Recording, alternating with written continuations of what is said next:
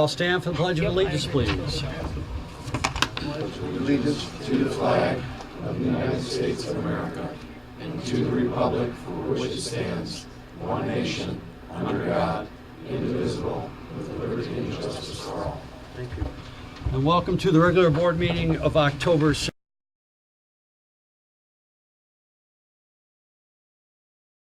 Mr. Lilly's here. Mr. Roman? Here. Mr. Powell? Here. Andrea Voorhees? Present. Mr. Ruggles? Here. Liz Smith?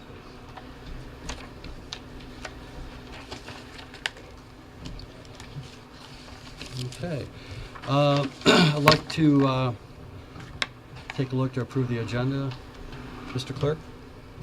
Mr. Supervisor, I'd like to add to the agenda tonight a new list of bills dated 10/16/18. One should be on the table in front of you. The addition of item H under new business, which is a resolution opposing Senate Bill 637 and 894 that Supervisor will discuss. Item 17 is an addition. It'll be Home Again, is the name of it. Also, the addition of the Treasurer's Report dated September 30th. We're going to eliminate item 11E.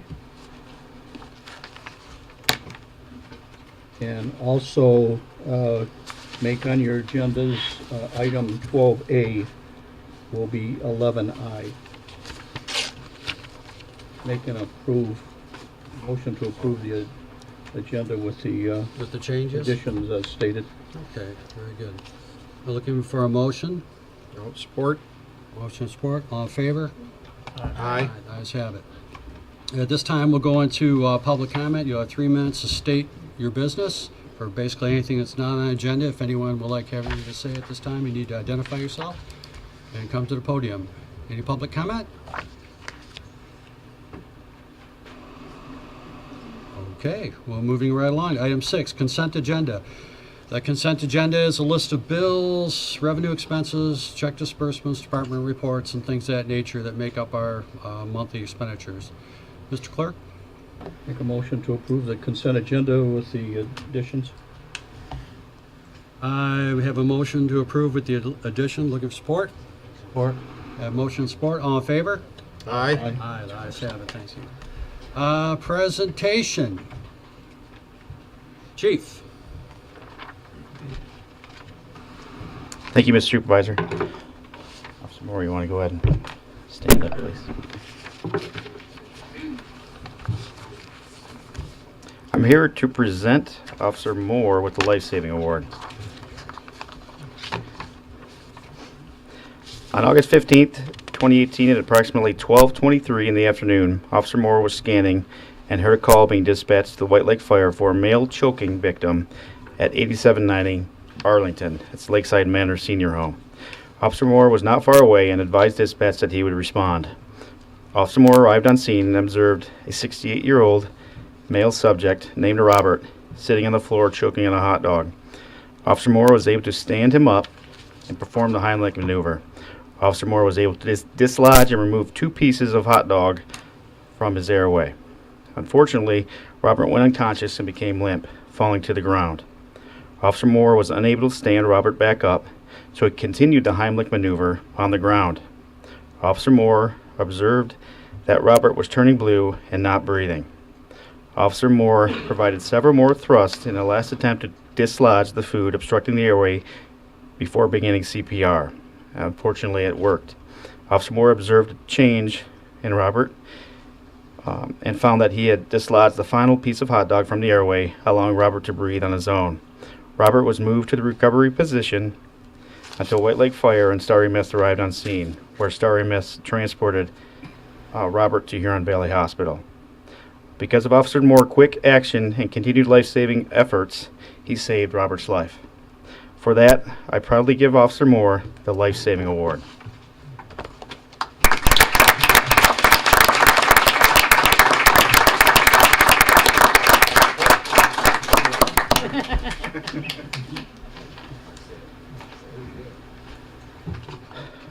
All right. Robert, you want to give a wave? Okay, there's Robert.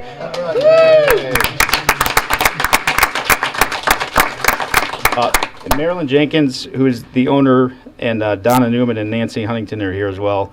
And Marilyn's going to speak on behalf of Robert.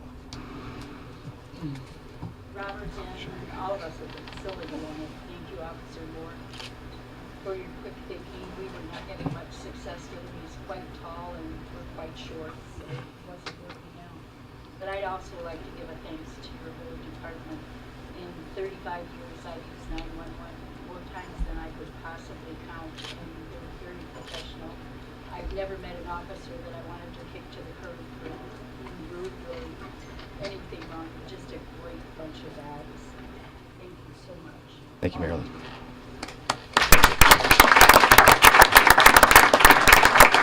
And Robert is a good 6'4", and to do the Heimlich maneuver, it's hard for somebody who's not the same height, and luckily, Officer Moore is not a small individual. So he was able to provide the life-saving measures that saved Robert's life. And if we could just give another round of applause.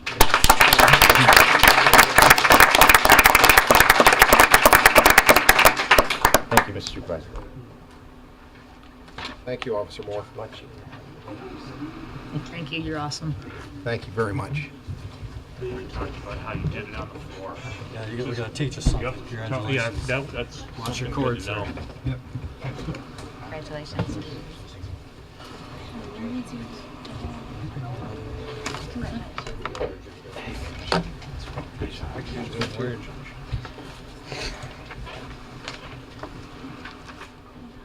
Okay, our next presentation will be from our chief, Fire Chief Andrew Gurka. This will be regarding a rescue airboat, which has been something that has been talked about for some time now.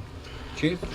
Okay, thank you very much, Supervisor and Board. Of course, we're going from one rescue, which is very impressive. You know, when you're first on the scene and you're challenged with a situation like Officer Moore, he really stepped up to the plate and did a fantastic job.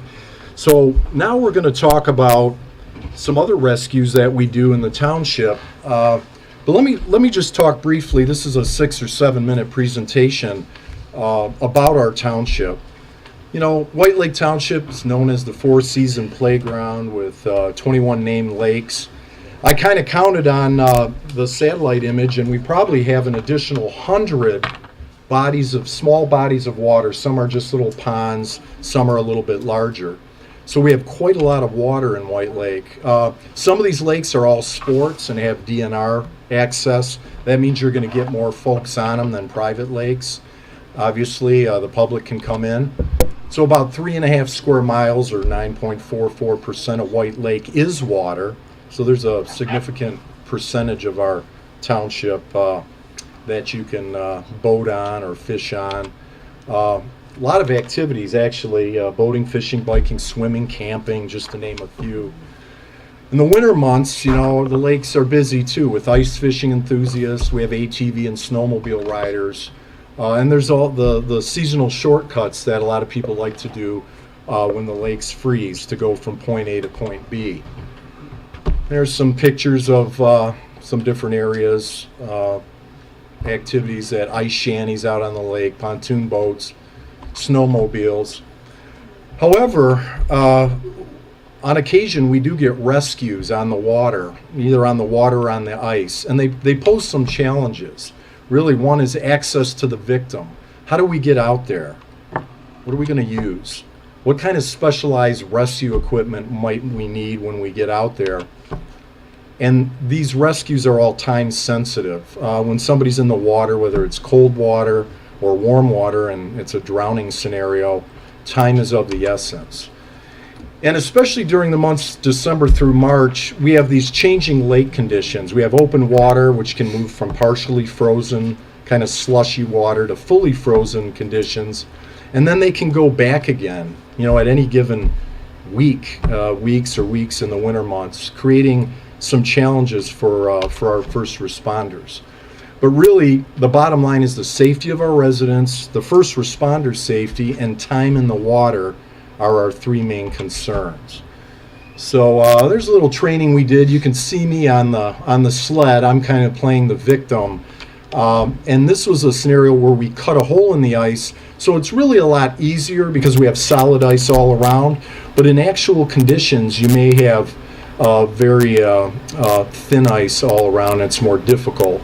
So we do need manpower. It takes time. And really our goal is to, get access to that person, retrieve them, and transport them to definitive medical care while we minimize the risk to our personnel. So we have the ice rescue suits on that we wear that protect us.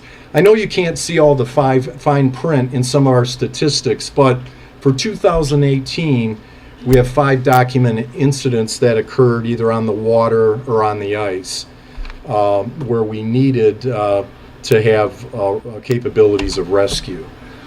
So in the winter especially, you can see what happens in under 15 minutes, 32.5 degree water, you can get unconsciousness and death. Can some people survive longer? Sure. Some less? Yeah, possibly.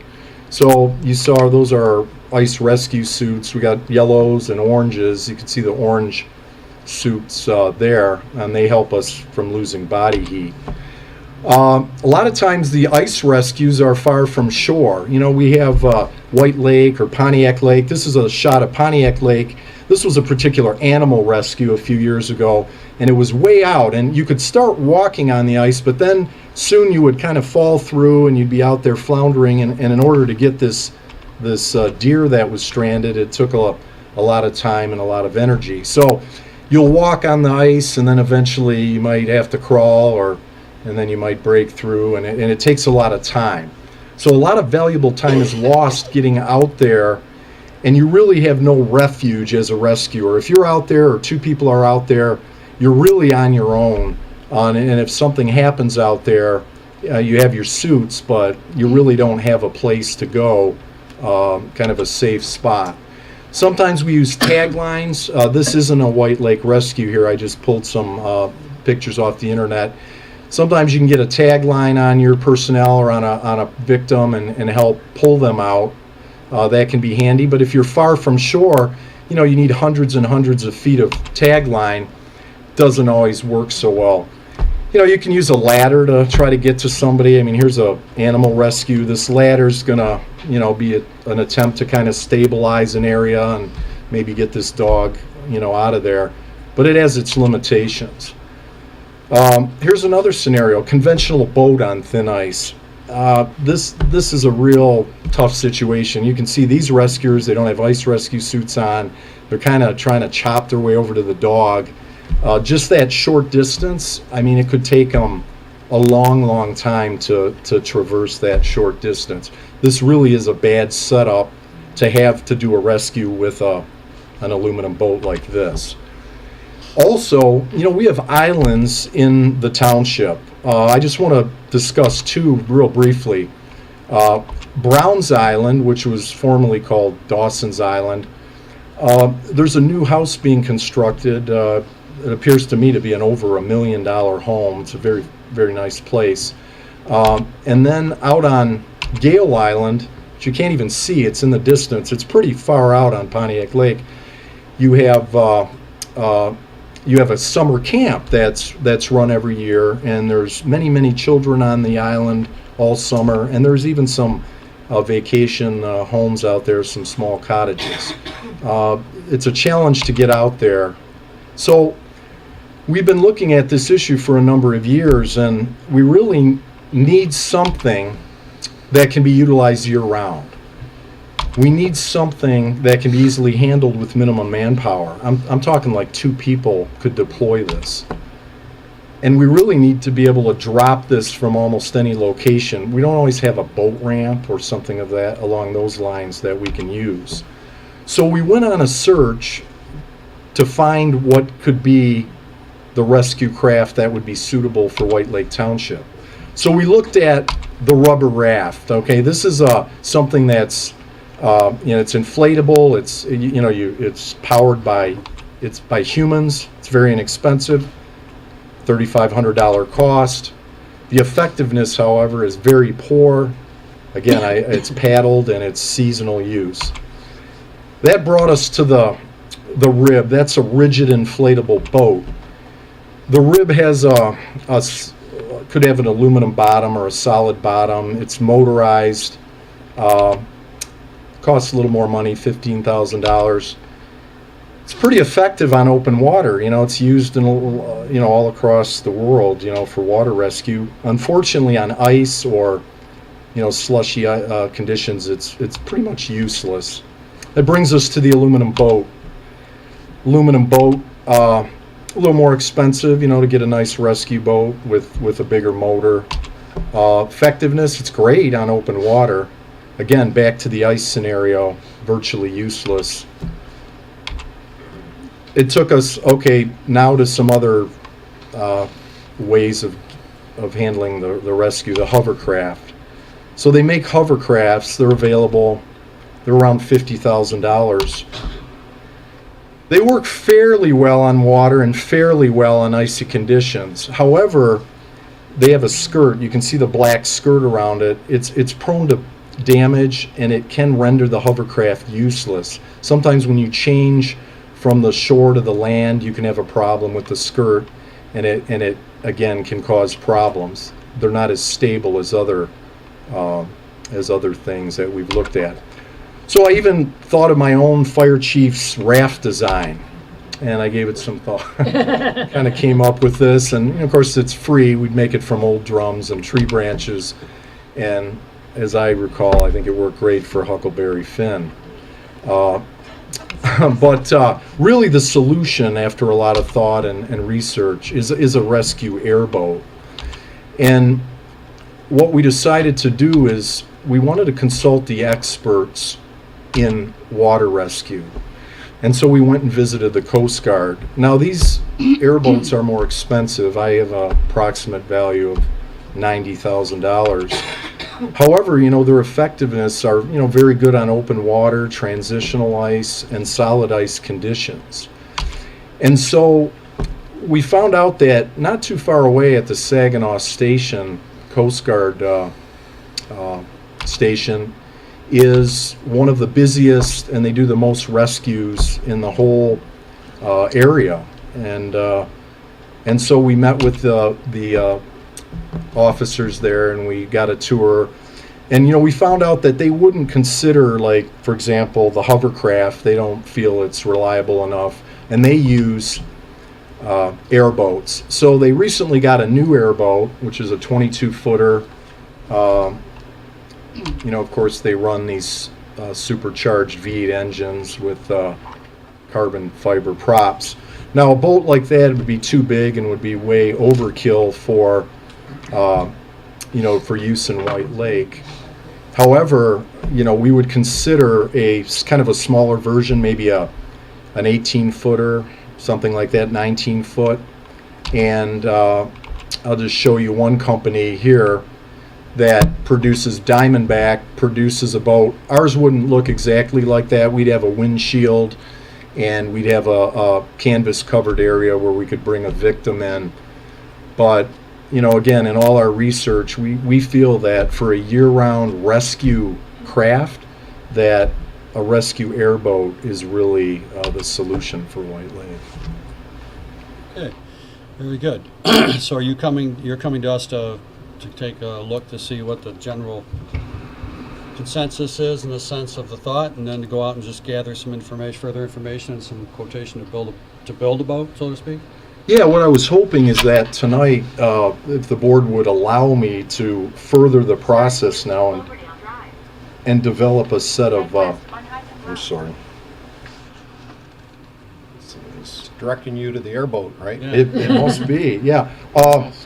Would be to allow us to pursue a set of specifications that we could bring back to the board and have you look at and get a approximate price quote. And of course, this would be something that would be subject to all the township rules on bids and an open bidding process.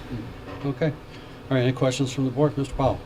Chief, I I'd like you to do a little more investigation on a couple other things, if you would, please, as well. Normally when we buy a piece of equipment like that, then there's training that needs to be involved on that boat or on that product, and that adds cost to it. And then there's maintenance on a boat like that or on a vehicle like that. We're short on storage space in every building that we have here in the township, and I'm wondering about that. I'm also wondering what's the availability of this in any other department, because we're not the only ones with lakes. And Oakland County handles most of the lakes in Oakland County. They have their marine division. Do they have a boat like this in any other department that might have a... What I'm getting to is there are wants, likes, desires. $100,000 is a major investment plus the extra costs. And I wondered if there's an option.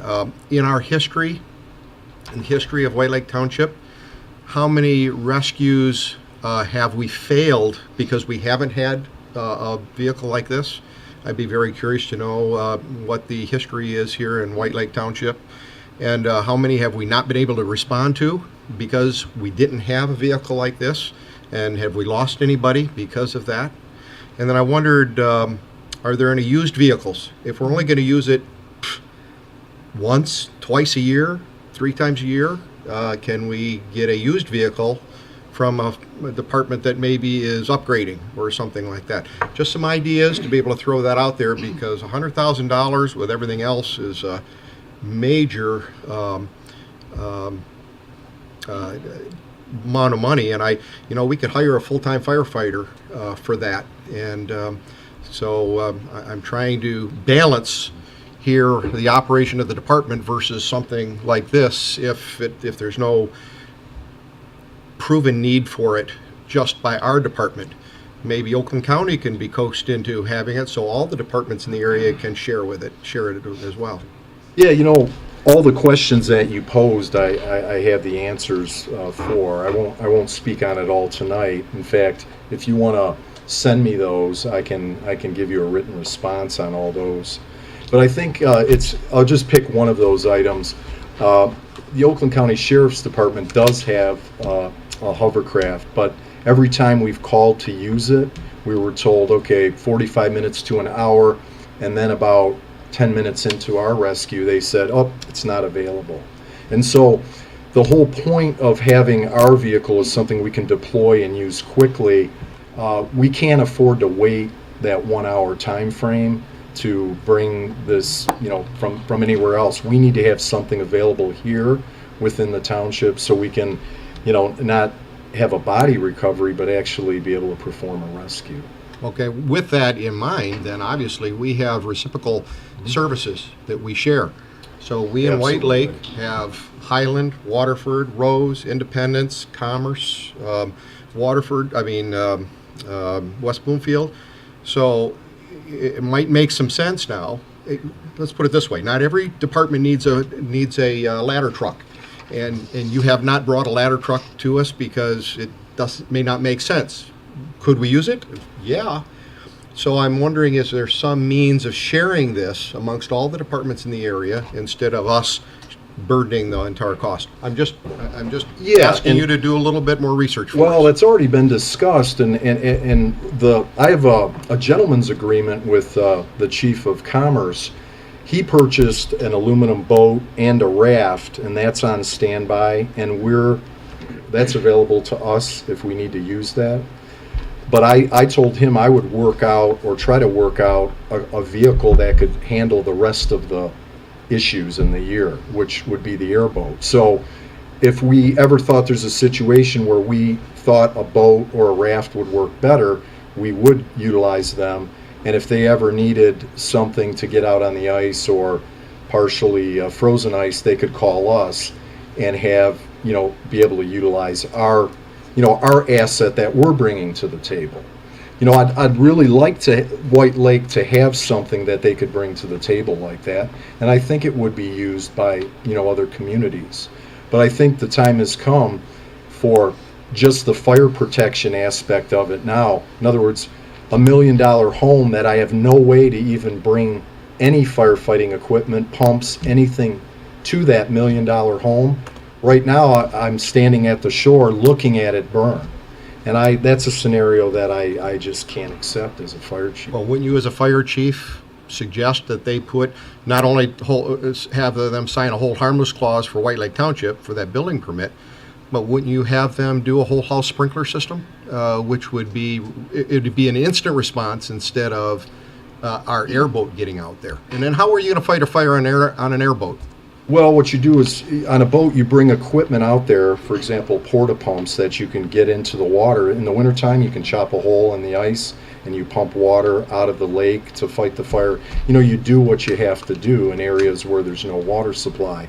I would still challenge you that, yes, that home is going to have a suppression system, but you can have a medical emergency, you could have any other type of incident out there that would be required. And signing a hold harmless agreement, but when the 911 call comes in, we're obligated, we're duty bound to go help. And hold harmless agreement or not, we're going to respond. And if we can't respond, I guess I'm just sitting here today asking you for the tools to be able to respond in all these scenarios. And albeit they don't occur every day, but when they do occur, they're critical, and we need the equipment to get out there. It's very difficult. You put this board in a really hard position by saying, as a fire chief, we need this boat to save a life. And you could make the same argument about a ladder truck, and we'd be spending $750,000 on a ladder truck. I mean, it's very hard for us to do that, but you're asking us, and the voters have put us in a position of saying, all right, what makes sense? If you can provide us with some history and show us that need, and no other department around here has one, and no other department is willing to assist in this, no other department feels as strongly as you do, I think this board needs, I need some more information before I would vote yes for that. Yeah, no, understood. And I think given that we have White Lake and Pontiac Lake especially, two larger lakes, and that the distance is a factor to get out there, and to have something that we can safely get out there, perform the rescue, get the victim back, and again, could be on open water also, to get out there and bring them back. And we really, at present, we don't have anything. And what was done in the past was, on occasions, they would try in the summer to commandeer somebody else's boat. So they would try to use somebody else's boat. But again, there's problems with that if the boat isn't available, if there's some liability issues, if the boat, isn't running well. We don't even know, was somebody on the boat, drinking or not. We don't know all these things. We really want to take the guesswork out of this whole rescue situation, summer or winter, and put it into our hands that we can control and know that there's going to be a better outcome. And I'm not trying to put the board in a position of making you feel guilty about saving a life. I mean, that wasn't my intention at all. I guess what I'm here is to point out that as the years move on and things are changing and happening, that we are now at the point where I feel the expenditure is warranted. I didn't bring this to you. I knew this almost 5 years ago when I was brought on the department. I've studied it, I've thought about it, I've watched the incidents occur, and I'm bringing it to you now. Well, one of the things that concerns me is that over the years since I've been out here, there's been 3 downed aircraft on Pontiac Lake, okay, for example. If we ever have one go down on the west end of Pontiac Lake, we have virtually no way to get to it. Virtually. There's a huge bay in that northwest corner that's just total marshland. There's no access to it. So if we have an incident like that, we have no way to respond to it. If we have an incident on Gale Island, because we have 8 or 9 summer residences there, and we have a seasonal summer camp there, and you can have anywhere between 20 and 60 kids out there, that also concerns me, that we have the ability. The number of boaters on Pontiac Lake has increased, and ask anybody who lives on White Lake if the number has decreased, and you'll get an exponential no. Obviously, we can build a case about a lot of things, and so I'm just asking questions to make Oh, my absolutely. decision a lot easier.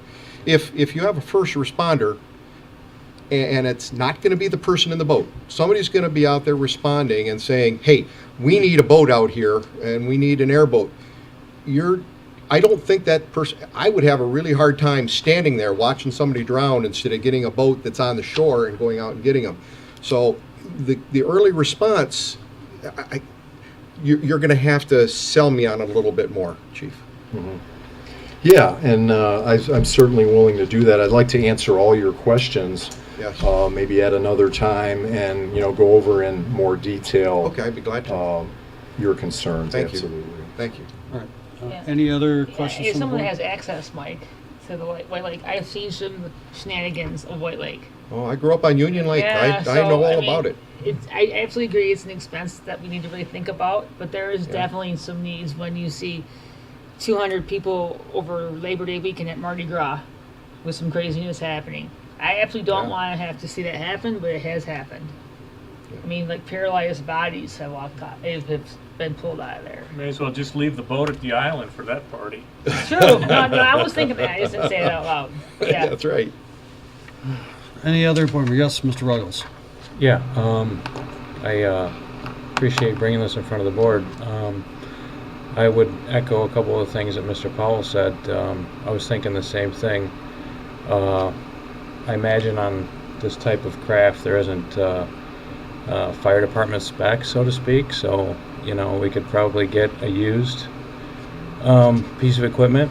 I'd be curious to see what you could get as far as a used one. I imagine that it's not going to be used that often. I mean, the useful life on a brand new one would be in White Lake Township 30 years plus, who knows. But I mean, on a used one that is extremely decreased costs, that would be sufficient. I'd be interested in seeing what that would be. Sure, I've done a little bit of exploration on that, and for example, the majority of the used airboats you'll find are made for like an Everglades situation, used down south. And so you'll see a couple years, 2, 3, 4 years old, you'll see the airboats come down.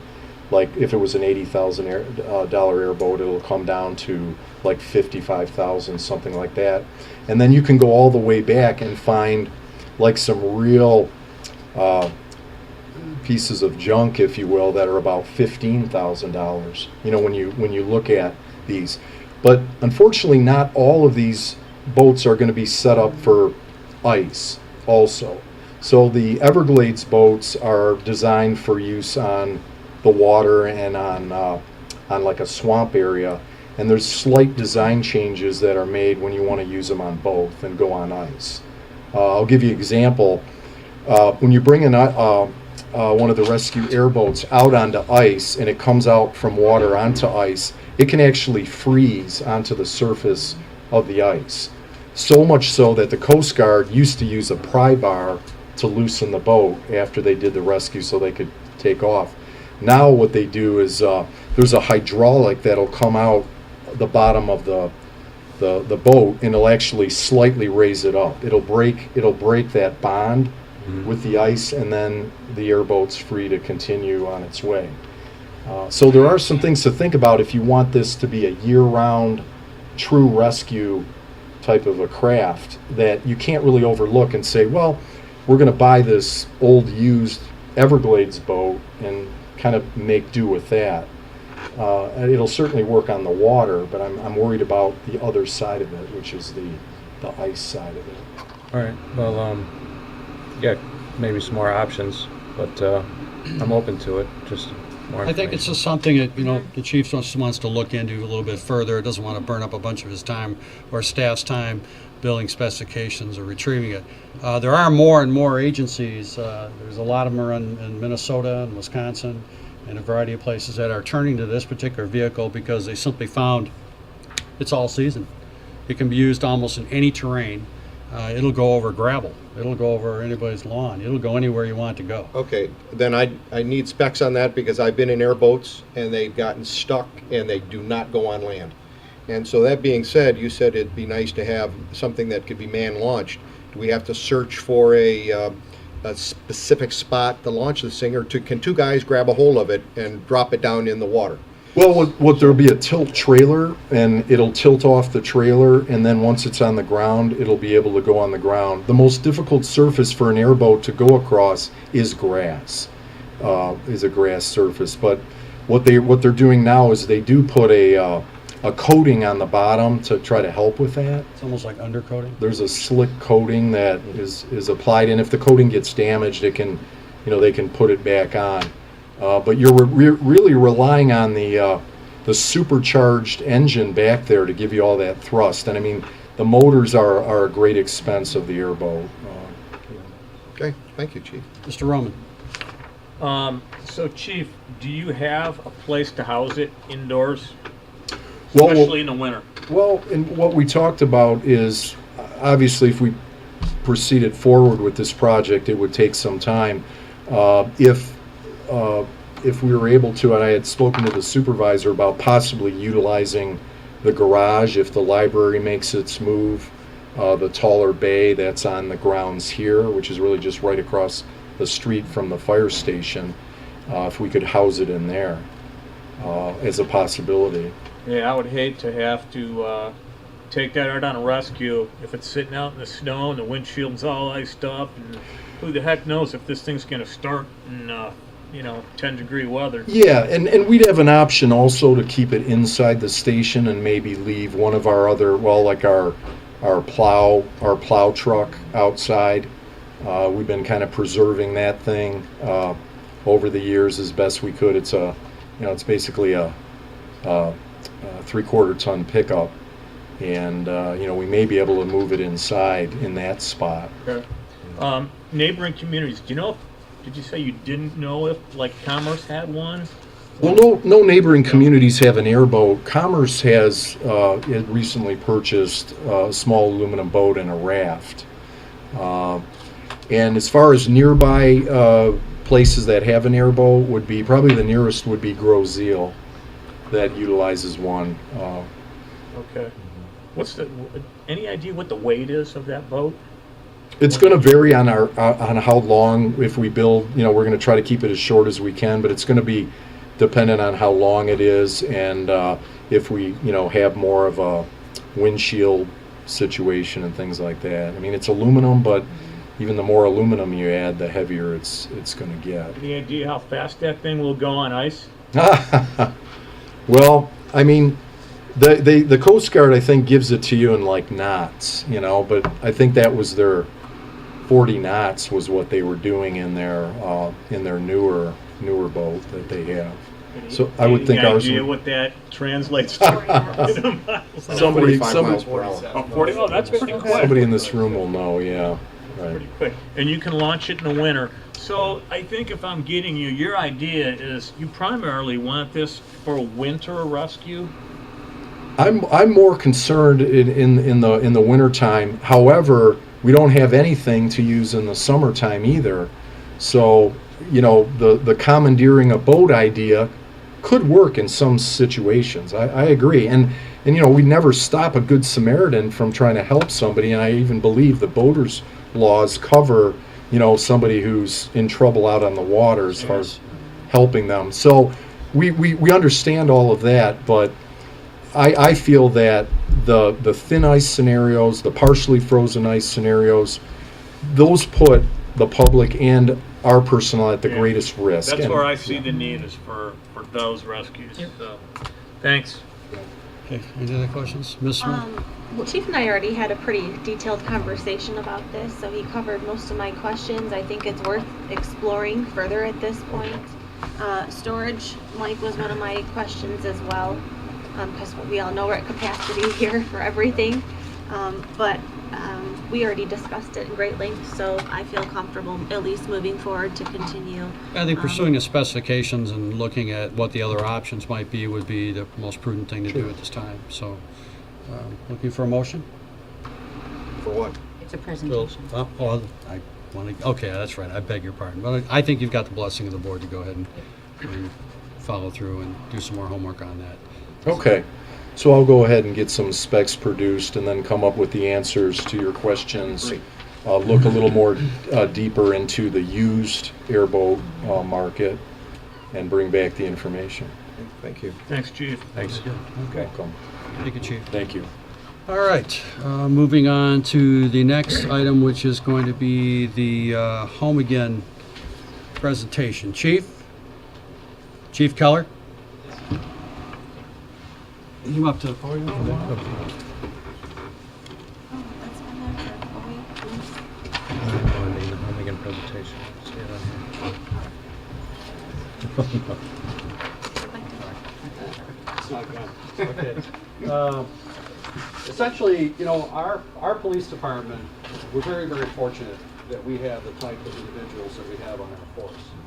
And all of them have got a very soft and very kind heart when it comes to animals.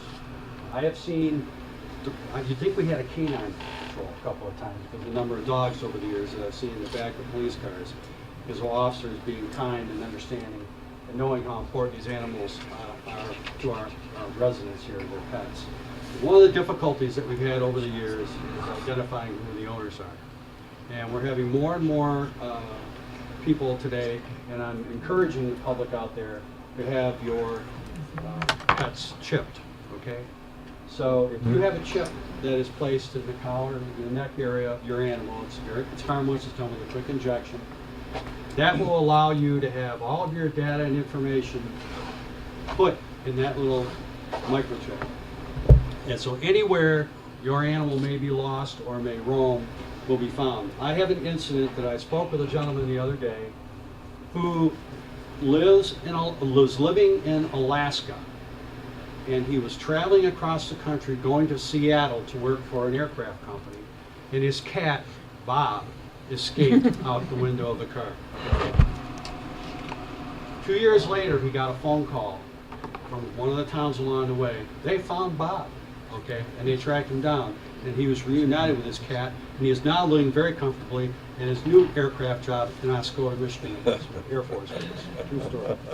So, Chief, I would like to present to you the Home Again chip reader that somebody will have to figure out how to use. Okay? And this is brought to you through some residents in our community. And my hat goes off to them, because they're the ones that stepped forward and came up with this idea, and I just kind of helped instrument it come along a little bit.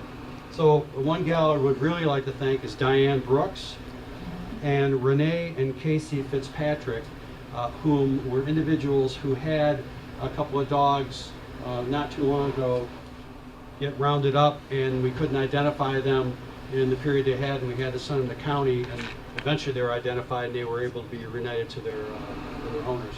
But this will be another tool in the box and make our officers' job a little bit easier and give a little more service to our community. And Chief, there you go, another tool in the box. All right. Thank you, sir. Hey,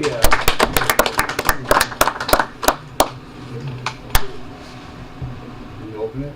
Sure. I don't know if I can. All the stuff I did falls the same out. thing. That's what I was- Springs fly everywhere.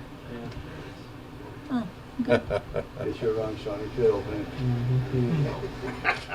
Thanks, Sean. All right, appreciate it. Thank you. Very welcome. Awesome. If I could just, I don't want to talk, but this will save a good hour of. It seems it's a lot of times pets are their children or their family members as well. This will save hours of worry off that person or that dog's family, and it's really appreciate it. I also want to thank Pet Supplies Plus, because they recently donated a crate, and they are going to give us dog food every time we need it. So we have a very caring community when it comes to animals, and the police department appreciates that. Thanks, Chief. Okay, moving on to item 8, approval of the minutes of regular board meeting of September 18th, 2018. Make a motion to approve. Oh, sorry. Oh, I just had one correction. Oh, okay. Go ahead. On page, it's page 8 of 8, under trustee comments, under treasurer Roman, second sentence ends in the word dollars. Need to add on to that sentence the words on September 14th after the word dollars. Pass this down to Amy. Pass it to Amy, please. To Amy. To Amy, Terry. To Amy. Oh, sorry.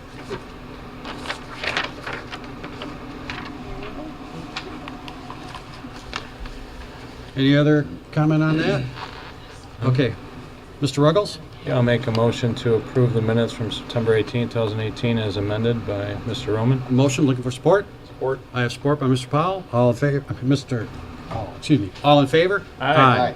Thank you. Item 8B, approval of the minutes of the special board meeting of September 28, 2018. Make a motion to approve? I have a motion to approve. I'm looking for support. Support. I have support, Ms. Smith, thank you. Motion and support, all in favor? Aye. Ayes have it, thank you. Number 9A, Resolution 18-030, Mr. Lilly. Thank you. Before you, you have a listing of all of the meeting dates for 2019. And just to clarify for the schedule, you'll notice that 2 of those items have asterisks. And both of those are dates that would not conflict with either Mike's certification class or mine. So. Okay, very good. Any questions from the board? I have a question. What is the date of the MTA conferences this year? April something. I'm not sure, but it doesn't conflict. Doesn't with, conflict, I yeah. want to say it's Okay. the first week of April. April. I think First it's week that of April. Last week in Yeah. April. Okay, thank you. Sure. Thanks for bringing that up. I have a vacation February 19th. Can we change it for that? I think every board meeting, regardless of the situation, should be the 3rd Tuesday. It's easier to tell a resident with transparency is a big challenge to always be the 3rd Tuesday, so I personally am opposed to this schedule for 2019. Thank you, Ms. Voorhees. Any other questions from the board? No. Okay. Looking for a motion?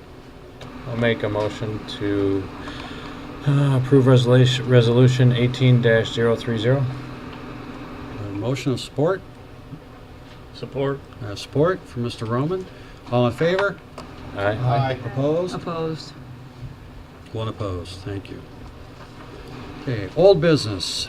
10A, the second reading amendment to Chapter 38, Article 4 of the Code of Ordinances for Sanitary Sewer. Now, I know that, Mr. Powell, you had some questions at one point in time in regarding to Hey, Sean. the different districts, and it's been advised to me until we have a rate study done, not to tread on those waters. Yes, and Aaron and I, the head of DPS, and I have gone over a number of these items, and I'm good at waiting until the rate study is completed. I believe that there's reason to change it now, but we can certainly, because no rate study was done to impose this, but I'm good to wait on that. So There are a number of reasons that it would be prudent to do so. I'm okay with that. Those changes that were proposed, that you were proposing, those were to the fee ordinance, not the sewer ordinance, correct? I'm sorry, yes, that is correct. I apologize, yes. But they've updated the definitions in the sanitary sewer ordinance, so I'm very much in favor of that.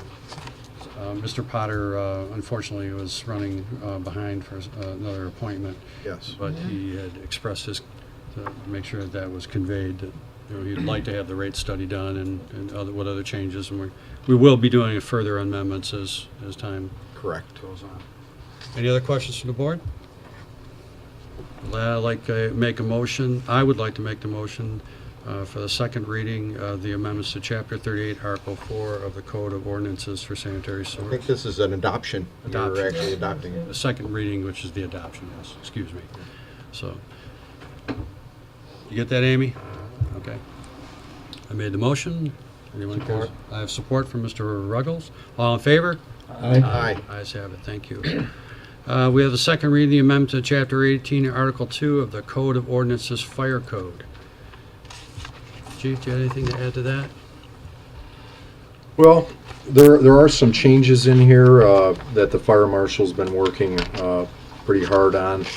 If you look at, some of it's related to medical marijuana grow operations, and it's really something that the fire department doesn't inspect per se, but because there are some inherent dangers that can occur, we have come up with some requirements, and you'll see those. Also, there's been some clarification and some changes to permitted materials to burn, as far as if you're having a bonfire, things like that. And it really has to do with removing dimensional lumber from that approved list, and also in here to really banning the use of a flammable liquid such as gasoline to ignite one of these fires. The reason being, first of all, on the gasoline is that, it's extremely dangerous, extremely flammable. It's just the wrong thing to use when starting a fire. As you see, we didn't cut out combustible liquids, which would be liquids with less of a hazard, such as lighter fluid or kerosene, things like that. And so we try to put some things in here for safety, and we try to put some things in here to clarify what you can and can't burn, because we do have problems with people burning construction waste, which is prohibited, and the wording before left in, I think, sawn lumber. And we know that people typically don't go out and buy dimensional lumber with the intent of burning it. They buy it with the intent of using it or building with it.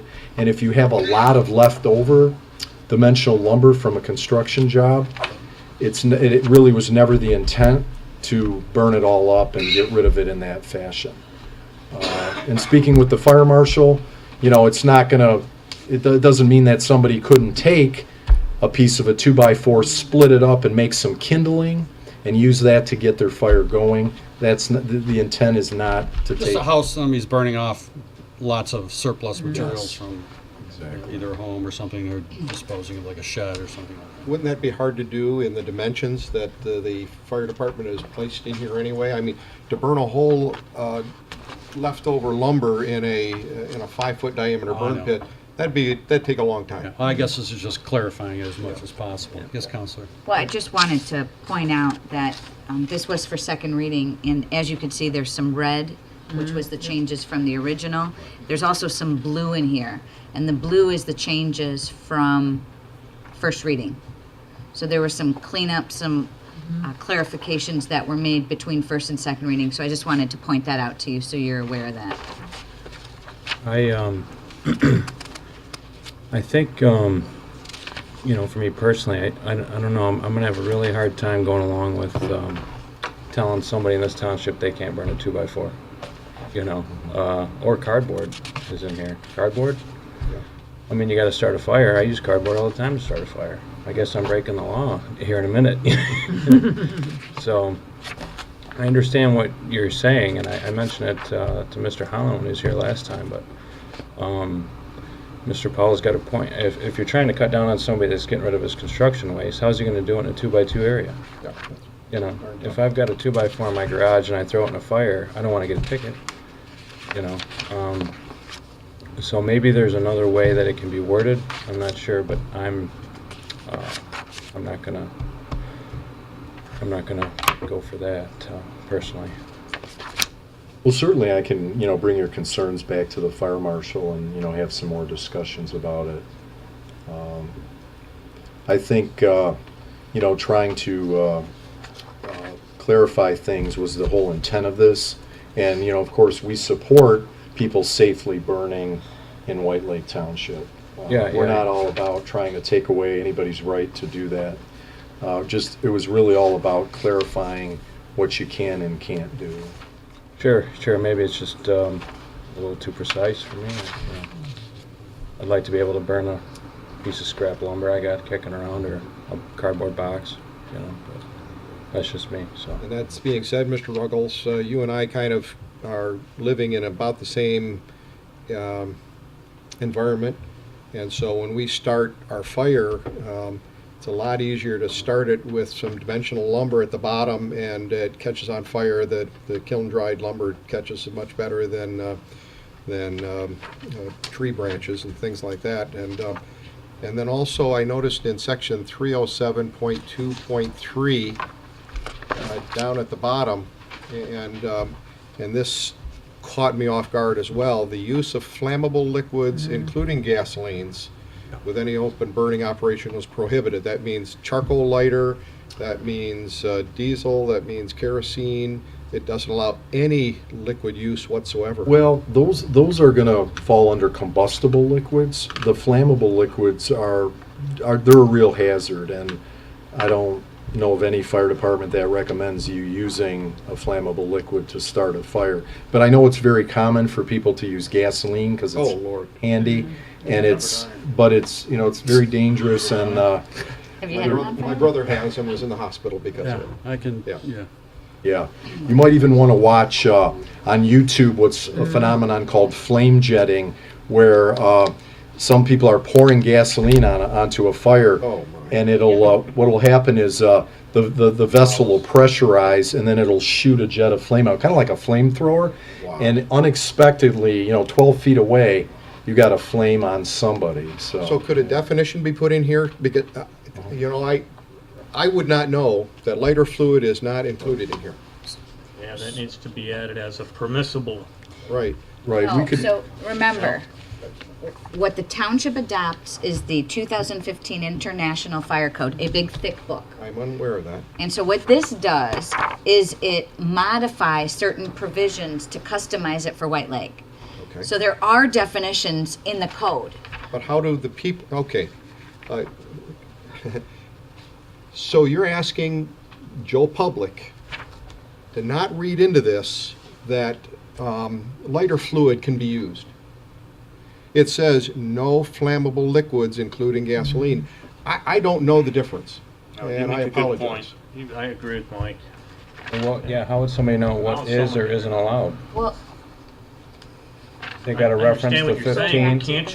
Can't you at the end of Yeah. that sentence put more verbiage that says lighter fluid is acceptable?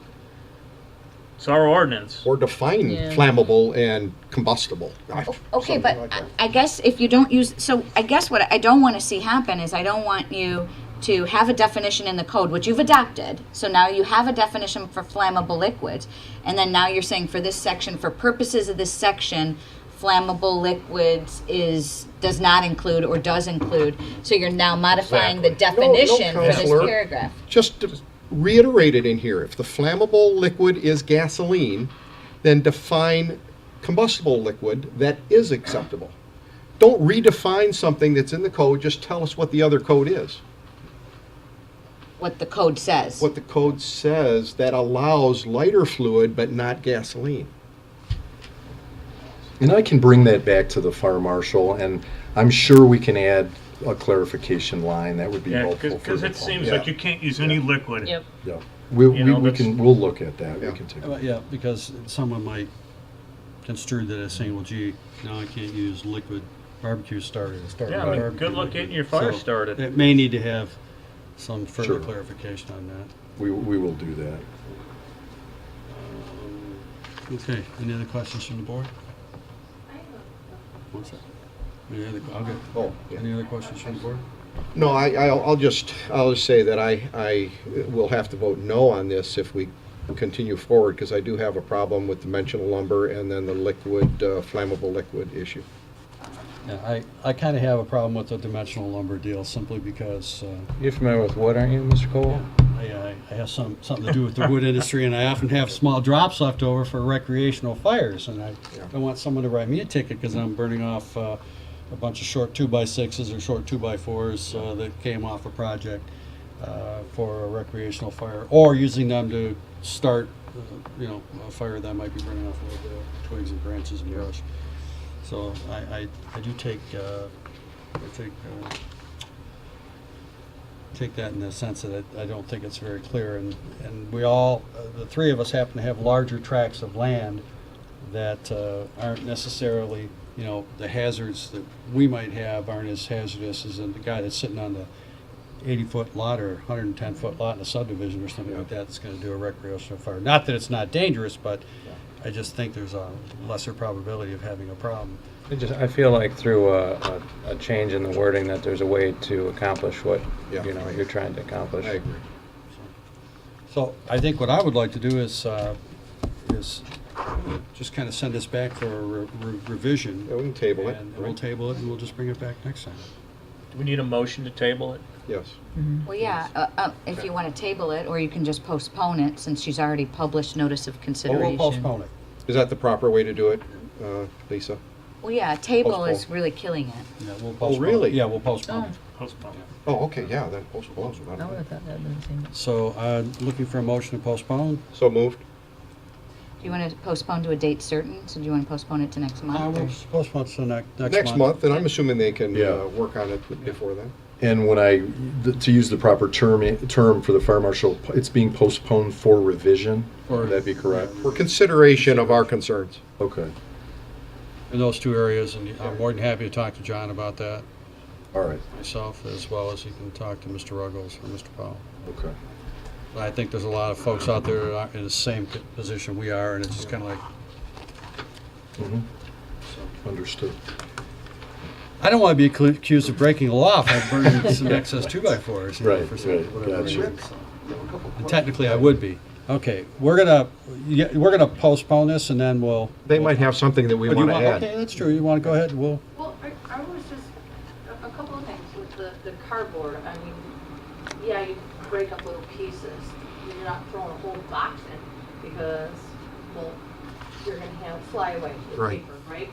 And I actually have a neighbor that's close by, that's constantly irresponsibly burning, okay? It's very annoying.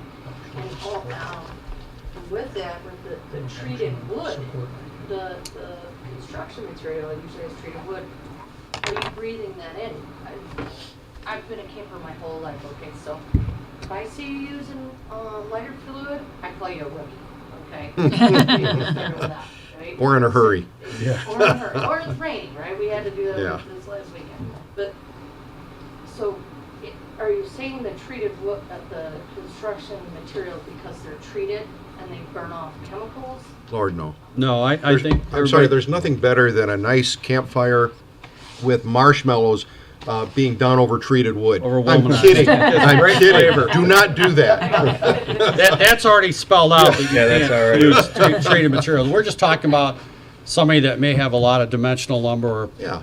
that could burn, that might be burning it off for whatever reason. Or molding and Yeah. all kinds of stuff Pieces like of that. molding or Yeah. something. Yeah, and then you got nails and then, you know, that goes into groundwater too, right? Well, there's So, common sense carries a lot of ground, yes. but as my mother would say, common sense is not so common. So that's kind of outlined in what your. Yes. We're not dealing with burning wood with some nails in it, because that's just cleaning up your ashes afterwards. But, yeah.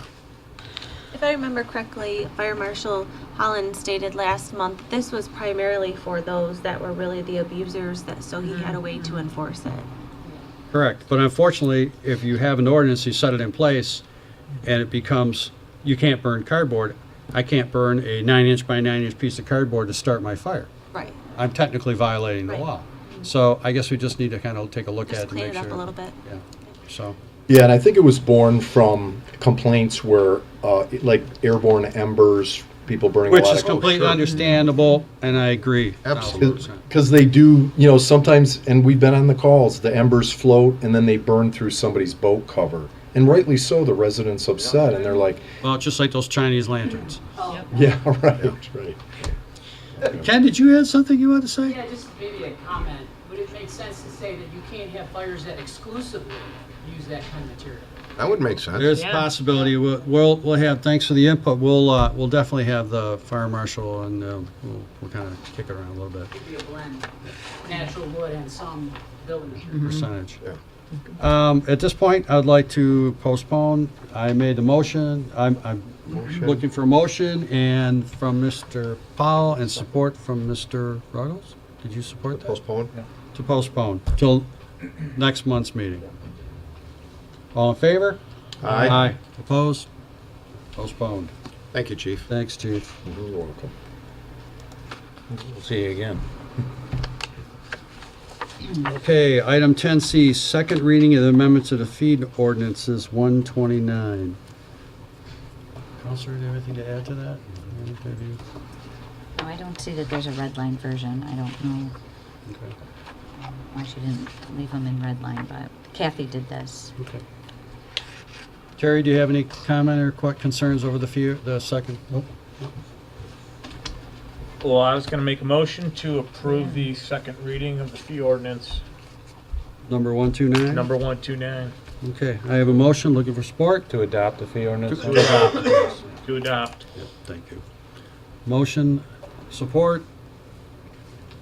Support. Support from discussion? Yep. I apologize because it's not in the red line version. I couldn't find a couple of the things. Just that dollar item on the, there was a $1 building permit fee. It was reverted back. Okay, I just, okay, Yeah, sorry, that was section, couldn't find it, so. CDBG, wasn't it? Yeah, it's yes, basically under CBD. CBD Yep, building yep, block grant, that was changed back to $50. Okay, all right, just curious. Yeah, Thank That's you. just, for some obvious reasons, that was. Yeah, you can't even pay for the paper that it's worth I know, for that. so. Okay, so motion and support, all in favor? Aye. Ayes have it, thank you very much. Okay, 10D, that'll be the second reading to preserve at Hidden Lake rezoning. Mr. O'Neill. Thank you. This was here last month for discussion on the preliminary site plan as well as the first reading on the ordinance, I should say the zoning ordinance map amendment. And this would be for the Preserve at Hidden Lake. They were originally at the Planning Commission for a public hearing on September 6th. Planning Commission recommended approval of the applicant's request to rezone the property from R1D single family residential and RM1 attached single family residential to PD plan development. This project, again, it's not site plan specific or site plan related tonight, but I will mention that there are 120 proposed units. Your packet last month would have the full site plan. This packet just, I believe, this month has the application for rezoning and that review in it. So any questions you may have, I'd be happy to answer them. And if we need to bounce back to last month's agenda to get that information, I'm happy to do that. Okay.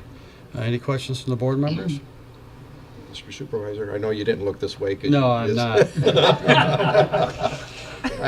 I have. Unfortunately, I can see a reflection in Terry's glasses. Oh, I have to acknowledge you. Yes, sir. Ever since we voted last month, it's been gnawing at me that we have a sidewalk on a major thoroughfare that's only going to be 6 feet wide instead of 2 feet wide or 8. This is not a site plan issue, so I just had to share it with my colleagues here and maybe with the developer. 8 feet wide along Union Lake Road. Hopefully we have people just packed on that sidewalk one of these days, walking to downtown Union Lake, but 6 feet Downtown is just... White Lake. The other way. Well, Union Lake is part of White Lake. Yeah. Just a little comment on the side there, but the only comment that I received from a resident on this, and they experience the traffic on Union Lake Road all the time, and they really took me to task for even considering a project this dense in that area when they're waiting in traffic for half an hour at Union Lake Road and Cooley Lake Road, swearing at the road commission for not timing the lights properly. And maybe we can deal with that issue a little bit differently, but it was a major issue until I kind of explained that under current zoning, it could actually be more dense. And I think I represented that correctly, didn't I, Sean? That is correct. So, but they are getting very concerned about the traffic heading north on Union Lake Road and running down through Union Lake. That is a general consensus of anyone that I've spoken with at any of the meetings that I've been at in relationship to the multiple developments for that particular corridor. Right. And the county has been made aware of it, is aware of it, and continually reminded. Yes. So. And then they close the door and do something else. Okay. Any other questions from, yes, Miss Smith? I think I saw her hand first. So Mr. Powell and I are like-minded on the sidewalks on this particular issue. And I did have a nice conversation with Jason, and I would encourage you to do that as well. And it kind of gave some ideas of why the 8-foot might not work all the way down Union Lake Road. But I agree with you that I would love to see this a walkable area. There's so many neighborhoods there, there's schools there, there's independent living for seniors there, our senior centers there. The idea and the concept is, I think what we're all hoping for is a walkable area, and Union Lake Road is one of our biggest area, up and coming areas, and to be able to walk down Four Corners and head towards hopefully the new White Lake area would be ideal. Agree. That'd be great. Yep. Yeah, the 6 feet is the minimum standard of the ordinance.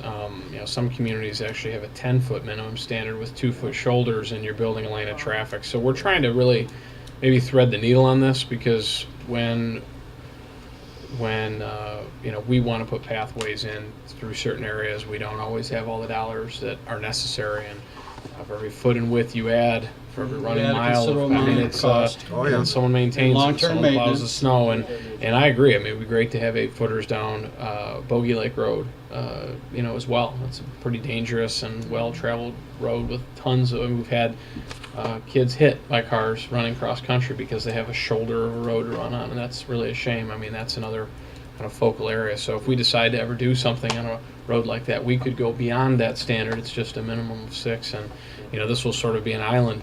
The neighborhoods around in the 90s when they were approved were, before any of you were on the board, were allowed to not put their sidewalk along the frontage, and that's a big mistake. Yep. And it's a mistake that will take us decades to come back around on. And that was nothing we can do now other than require them and get them into a decent standard. One of these days, maybe we'll have we can be a little bit more proactive. They have push buttons on both sides and lights that flash with pedestrian crossing when they want to. I wouldn't want to put a sidewalk across Union Lake Road unless we had something like that stopped traffic. But it'd be nice if this development and everybody down Hutchins and the Dublin Center and the school there could cross over to our senior center and to the. Right. Yeah, there is a standard for a mid-block crossing, right. And it's more involved, as you mentioned, because of it's not a. Right. They're not comfortable. It's not the greatest design or scenario because it's not an intersection that has any signalization or any signage. So it's kind of out of nowhere. But the lights and the hand signals are certainly a requirement in that right. scenario. Mr. Roman. Oh, I was going to make a motion Okay. to Did you have any comment or anything? No? motion to approve rezoning on the preserve at Hidden Lake from R1D and RM1 to plan development. Motion, looking for support. I'll support that.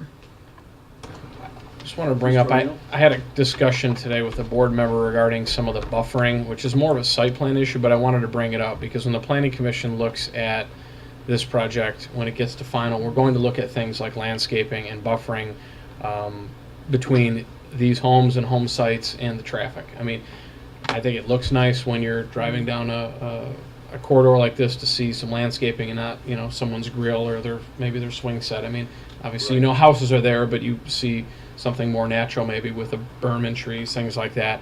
So that's going to be one of the focuses during final is to implement some of those types of features in heavy landscaping in those backyards, so that the residents are buffered from the road and the traffic has some buffering, I guess, from all the backyard activities. So it still is a nice corridor. So. Okay. That being said, I just wondered, there are no street lights proposed in this development, right? I'm not for the record, I'm not a fan of street lights in subdivisions. I like to see the night sky on our main roads, yes, but not in subdivisions. So Got some new stuff thank coming you. out too. I don't know if you've seen the new curb lighting and things like that they're doing out in Arizona. I have. Pretty awesome. Yeah, Yeah. they're awesome. The We only- should adopt that. The only lighting I think will be on the signage. We talked about that at the last meeting and making Right. sure that it's done in a way that there's no glare Yes, from that thank you. sign. And so I would anticipate that those 3 entrance points would have some sort of low lighting for the people who are wanting to find those roads and turn in safely. So Good, thank you. Okay. Terry had a question. Yes. Terry, do you have a question? Terry, you got something you want to say? Or? Yeah, I just wanted to, Sean kind of brought it up tonight because I was the one that asked him today, but I would certainly hope in the development of this project that Union Lake Road is kind of what I would consider a major road going through our township, and I would hope that the homes that, if they're backing up to Union Lake Road, would certainly have a reasonable sidewalks and buffer as far as the setback. I don't want to see rear yard fences 10 foot from the roadway as I'm going down Union Lake Road. I would expect to see, possibly some berming, reasonable setback, and some landscaping there. That's a very good point, Sean. Under our further agenda, we have some modifications to the zoning ordinance 58. We do. Which we're making some fencing changes. The yards that back up to Union Lake Road, are those considered front yards or rear yards? Those are probably rear yards because a lot won't go all the way out to the road, so it would technically be a side or rear yard. But I believe, and we can confirm by asking the developer, I mean, his master deed and many of the new neighborhood master deeds don't allow for fencing. I mean, that would really probably be our preference, is that on these small lots, because the single family homes are on small lots, fencing would be wouldn't be a great situation. So that would really be my preference, to prohibit fences in these yards. I mean, people who have, animals have other ways of keeping them in their yard, but I don't know if we want to ask. More than just fences are the new definitions that are before us tonight, in which I'm going to give a couple. I know it's going to surprise you. I have an opinion on that. Imagine that. But certainly we don't want to see privacy fences down along Union Lake Road, and that at the very least would just be terrible. Right. Well, that would give a look that I would not find acceptable and would detract from the development. The developer I wants was to. say, the only fencing we're talking about is the perimeter where we back up to the existing homes, the privacy fencing, but that's on the west side and the south South, side. right. Yeah, That's very Nothing on necessary and Union Lake Road, purposeful. nothing Yeah. between the homes or anything like that. Yeah. Okay, good, thank you. Okay. I'd forgotten where we were. I We had made so many things. motion to approve We got a rezoning. question back here. Oh, yes, Jean-Luc. Good evening, Jean-Philippe. You have to speak up. Jean-Philippe Leuve, 247 Rosario Lane. And I want to emphasize what you said is that, yes, a lot of people in the neighborhood have concerns about the traffic.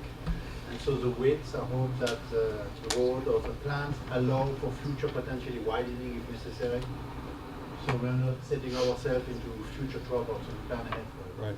But also for the sidewalk, currently there may not be many people walking or cycling along for it, but it's a little bit like that movie, build it and they will come. So we start one section, over time, people will cycle, kids will cycle, people with wheelchairs, with strollers. So you need to have sufficient width so people can cross without having to slow down or do some weird waking gymnastics. Okay. Making gymnastics. Thank you, gentlemen. Okay. Move this along. Okay. Motion. Got support. Andrea. Andrea, Yeah, I I'm did. sorry, support? Okay. Motion, support, all in favor? Aye. Ayes have it. Thank you very much. Okay. Item 11A, new business, first reading amendment to the zoning ordinance number 58. Okay, there are really three sections to zoning ordinance 58 that we wanted to address. One of them is a correction that deals with maintenance of animals. Somewhere along the way, when we were working on these amendments, Class 2 animals suddenly became horses and like animals as opposed to bovine, swine, ovine, equine, and rabbits. So we needed to put that back in and kind of fix that language, which you'll see on the first page behind the memo dated October 5th. And that correction, along with the section of the ordinance that deals with the keeping of a travel trailer on properties, went to the Planning Commission on September 20th for a hearing. And in the meantime, after that was publicized, the ordinance officer who had brought one of the first two issues, the travel trailers, keeping of a travel trailer and I should be more specific, an occupied motorhome or travel trailer. So if Cousin Eddie or some other family member comes to your house and they want to spend the holidays with you, they can spend 4 consecutive weeks. Whether you want them to be there that long is another issue, but they can, with this amendment, spend up to 4 consecutive weeks from the date that they apply to have that use allowed, and that's only allowed to be done once in a calendar year. I think that certainly is plenty, but that is something that Mr. Hudson brought because there was an issue around town, which is great. We have a great relationship with him, and so sometimes we find issues in situations like this where the ordinance needs to be tweaked a bit to clarify this or possibly correct something that may no longer work, though it once may have. And again, on the third item, which deals with fencing, which Mr. Powell brought up, that was, and I'll let Jason Hudson speak on this if he'd like to as well. There's a home in an area of the township that decided to put a 6-foot fence in their front yard. Doesn't look great. It's not something we want to encourage. I think the intent of the ordinance was to allow 4-foot fencing, but it didn't limit the fencing to 4 feet. It just said a privacy fence couldn't be any taller than 4 feet. It didn't talk about a chain link fence or the fence you'll see, which is, I don't know how to describe it, but it's a 6-foot fence that's not a privacy fence.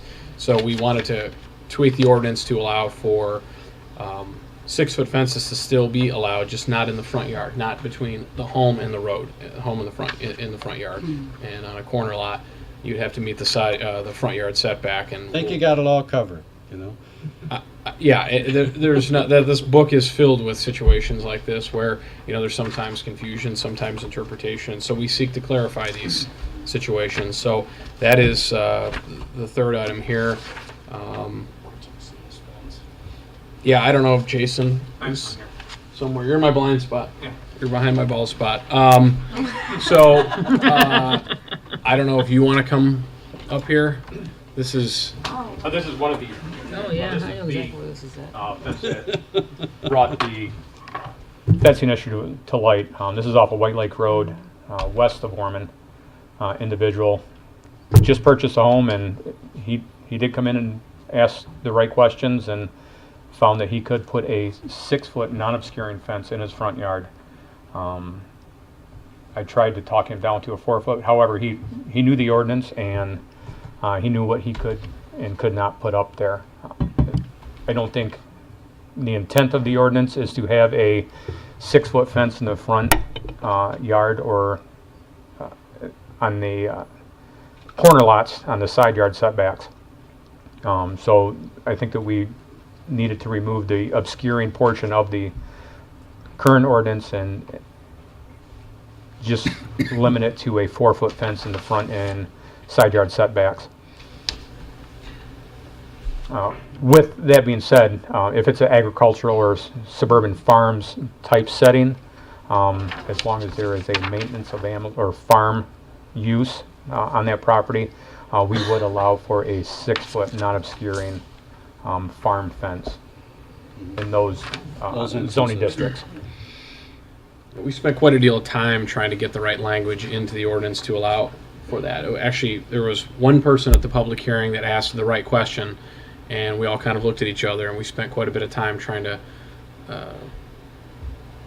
make it say the right thing, and that's where it references 4.2b and 4.2c, which just so happened to already be before you tonight because that deals with maintenance of animals, and that would be for the keeping of an animal like a horse or a cow or a pig or a wild animal, not a domestic household pet. So, and you would have to meet the suburban farm or agricultural acreage to. So ostrich farming is out of the question. I think you could. I think you could have it for an ostrich. Okay. 2 acres or more. If you got 2 acres and you're zoned ag or SF, you could bird. I mean, yeah. Emus, whatever. Mr. Lew, you had a question? I'd just like to mention to the board members, it seems like several years ago that the situation come up with the home on Union Lake Road that really had frontages on, I believe, Southeastern as well as Union Lake Road. And that gentleman there had installed a 6-foot fence.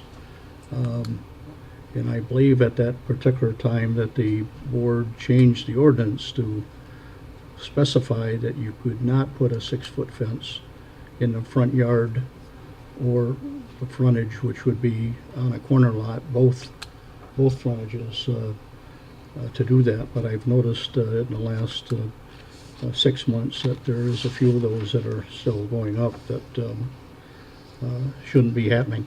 Yeah, well, this will correct that problem. Yeah, most of the, I do travel the township quite a bit, so I do come across, as they put them up, I've also actually caught 2 on Round Lake Road that were going up and had them corrected prior to them spending the money to put them up. So trying to catch them beforehand and get the verbiage in the ordinance to specify that 6-foot fences are not allowed in the front and side yard setbacks.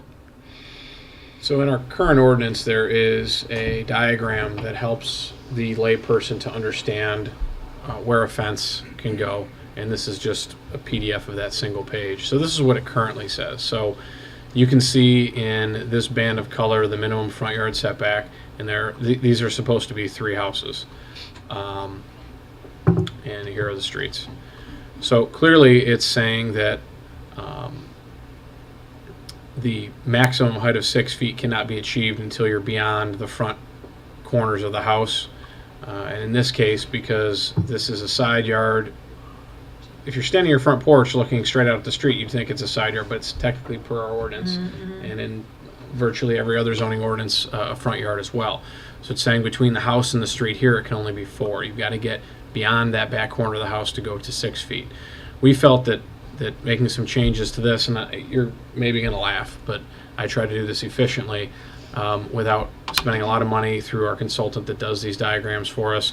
We thought it made sense to, and it's in black and white too, to create another house further back to further clarify where the limitations are. So you can see in the darker color, the darker black rather than the gray, that's where the max 4-foot high fence can go. So it's still, nothing's changed here on a corner lot, but if a home is twice as far back as it needs to be from the front setback, then you still can't, I mean, even if you're required to be 35 feet and you build 70 back, that doesn't allow you to have half of your front yard enclosed by a 6-foot fence while the rest of it closer to the street's only a 4-foot fence. So we're going to have them do something that looks a lot nicer than this and in color to match what we currently have, but I just wanted to show you that and explain to you that the Planning Commission asked that this diagram be modified to help clarify for the average person where fences of certain heights can be located. So I think that will be helpful. Let me go back to, no, that's not where I want to go. Sean, I got a question. Yes, sir. On your drawing, just to clarify. Which one, the fantastic one or the one you made? Yeah. Okay. That one there. So it'll be the entire front yard, not just in front of the home. Yes, that's correct. Okay. I mean, your front yard would be the yard between the front of your house and the street. Yeah, So yeah. however far you build from the street, that's still your front yard. Right. Correct. But we're talking about He's talking about across. past the sidewalls, the whole front yard, Correct. So once you get to entire length of the property. correct. Okay. Yep. So once you get beyond the front corners, that's technically your sides, and then obviously the back it's all kind of self-explanatory. And I like the intent, Sean, but this reads, it says, an obscuring fence over 4 feet in height shall be placed in the front yard of a residence or any closer than the minimum front setback line. That would be the minimum setback line is what I would read, and not from the front of the house. Well, and it Am I says reading that in the wrong? case of a corner lot, and so we can work on that language here if you want to talk about it. But so it's saying with the exception of subsection 5.12D3, no fence over 4 feet high shall be placed in the front yard of a residence or any closer than the minimum front setback line in the case of a corner lot. And I think that's what the picture is supposed to help demonstrate. If there's a better way or a more clear way of saying front it. face of building versus, because you have a definition elsewhere in the ordinance that says the minimum front setback is 30 feet or Correct. 35 feet. or Whatever it is something for the like that. district, right. Right. And that's what I read in this when I read it. So I like what you're proposing. I Okay. think that's the appropriate thing. Is this just a first reading? That's correct. Okay, good. Yep. So we can work on this. That'd be good.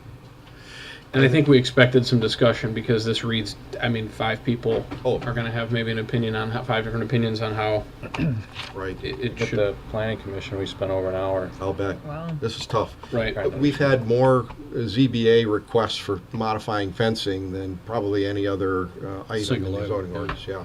Yeah, I mean, the goal is to just make it clear. It was, And I am reading this correctly. There's no spot on a lakefront lot that can have a 6-foot high fence. That is correct. I think that's the way I read this. yeah. Yes. And I'm okay with that.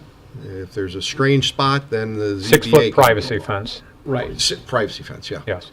Yeah, and the ZBA has, in certain circumstances, Right. granted a variance.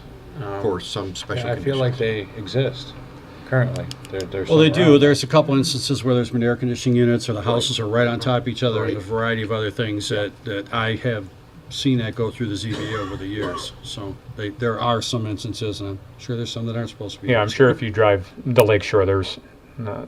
Yeah. 6-foot fencing along them. If they're new, we try to catch them and correct it. So I really like the intent. Maybe we need to tweak the depth just a little bit here. So I'm happy to talk. I mean, we can Yeah. work through it now, or you No, and I no, can no, have a let's- conversation between now and the next meeting. yeah, but, absolutely. You know, the one thing, if we get too wordy, then we might need to create a definition. So we'll either use an existing reference to an Front existing face of house definition. versus Right, setback and I line, mean, so, yeah. that's why the diagram, I Like mean, not that thing, but the nice one that's in there, I mean, that's why we have those to really help aid us in explaining it to the residents, or aid a resident Yep. who's locating the ordinance themselves and may not want to talk to us. And I think So- that might be enough, so. Okay. Yes. Yeah, if we can jump to a different section, the Yes. motorhome section there, very quickly, you guys. I have a question regarding the intent. So if you have, and I'm just going to be the devil's advocate, if you have a motorhome on your property, but the house is not occupied, you don't need a permit and there's no time limit. Because it always refers to occupied home, not unoccupied home. I don't, let me look here, I think there's something else. You can't just camp on your property. I believe the beginning of that section states on no tract of land, on any tract of land that is not specifically licensed. zoned for Yeah, A. camping or. Yeah, I don't mean to cut you off, Jason. No occupied motorhome or travel trailer shall be parked on any site, lot, field, or tract of land within the township of White Lake, not specifically licensed for that purpose, or without a building permit issued in accordance with this ordinance. Okay, so that first item refers then and redefines B below, except as allowed in this ordinance. So, okay, thank you for pointing that out. And the next question I had was, I personally believe it might be a little too stringent. So you have your relatives coming up from Florida and they have a fifth wheel and they park it in your driveway for a weekend. They're visiting you for a weekend. That means for the next year, you can't have any visitors at all that have a camper that they want to stay in. Is there a way that we can define the number of days in a year instead of, I can see 4 weeks in February. No, nobody would want to do that in February here. 4 week, you do that in Florida. 4 weeks in June, and then a different relative comes in October to see the colors. This prevents them, no matter how long they stay, from having 2 permits issued in the same year, even if it's not to the same people, so for the same. So I just have a philosophical problem with that. And I think some of it's enforcement. If we're getting down to police saying there's 4 weeks or 28 days and they can use 2 here and 3 there, then it's this cat and mouse game. And, I'm not looking to do that. And so Yeah, I don't know that splitting it up is a big deal. If you said 2 2-week periods or 1 period not to exceed 4 weeks, you're still. But I guess I wouldn't want to get into really a revolving door of motorhomes coming in, And so, especially again, I'm in- with you. this I has agree. come up because there are people who- Trailer B&B now. Yeah. and we're hearing actually the issue that this stemmed from is on a lakefront lot of all places on a 50 or 60 foot lot Yeah. where really that's when this is the worst, not when you have 20 acres and no one would ever know that you're parking a camper with someone living in. I'm not encouraging anyone to do that. I'm just saying you have tons of privacy, but when you're on, it seems like these always happen, and we always find out about them when there's a problem and it's in the worst kind of situation. So someone pulls a fifth wheel into a driveway, and then they're parking their cars over their lawn, and it's kind of hectic, and it looks bad. It's not fair to the neighbors who don't do that, and it's like, geez, now their whole family's coming up here for weeks on end. And so I think it's that's why this obviously was created. And so there was some discussion on do we change it? Do we shorten the period of time? Do we extend the period of time? Do we clarify the language? And you did bring up the trailer B&B, and that was one of the issues that we had. So Wow. Yeah. So we can certainly, and again, because it's first reading, we could split it up. And I mean, I think we would want to maybe not split it up too much. That would be my only recommendation, because then it's just an enforcement issue. And it'd be better for me if the way I see it anyway, no more than 2 weeks at a time, twice a year. The way it is right now, I could see the building department say, no, we issued a permit for your folks to stay on your property for a weekend, and you can't have anybody else visit now that has a camper the rest of the year. Well, it goes back to the same thing like burning a piece of cardboard, depending on how it's interpreted. But I think there's something that can be worked out since I it's think so, first too. reading. I don't I wanna think so, too. beat it up too much But more. it's just an issue that I had. No, it's a valid so- point. Yeah, you have a very valid point. Yeah. And I mean, I think a temporary use permit is $300.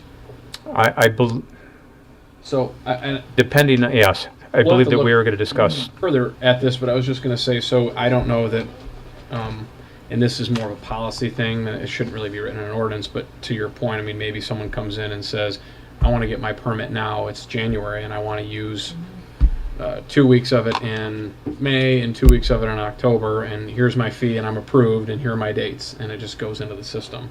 You know what I mean? So they're not I paying follow you on a that. fee. So they're only using that band of 4 weeks total. They're not exceeding it, but they're not getting 2 separate permits, because that's just creating more of a process here, and it's unnecessary. We just want to make sure we're tracking who's doing what. And the for what enforcement period would come if time. they were More of an outside of that. enforcement issue than really a traffic. If they were outside of their specified dates, then we would have an enforcement issue. Right. So I mean, we can look at that again, Okay, but it's maybe we just can, the three of us can talk about it, or whoever Just a wants to thought. talk about it. But Yeah. I'm going to park one in your yard for a month, okay? All right. Be my guest. Okay. It won't be the last third time. certainly not for more than 4 weeks in a Yeah. calendar year. coming in Yeah. and out that you're looking for? And my brother-in-law's dying, and we have tons of family that are gonna be taking time at the house.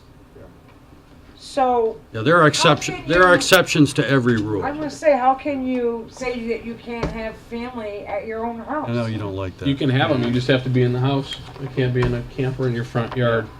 But Common maybe sense not prevails everybody here, can though, hopefully. house that, and I think this needs to be reworked, because family's important, and we have no right to limit that in someone else's home. Yeah, but at the same time, we have no right to make the rest of the neighborhood miserable for one person's. You Oh, know, we there's call that that balance. trailers. There's a balance here, Right. And we need to be reasonable.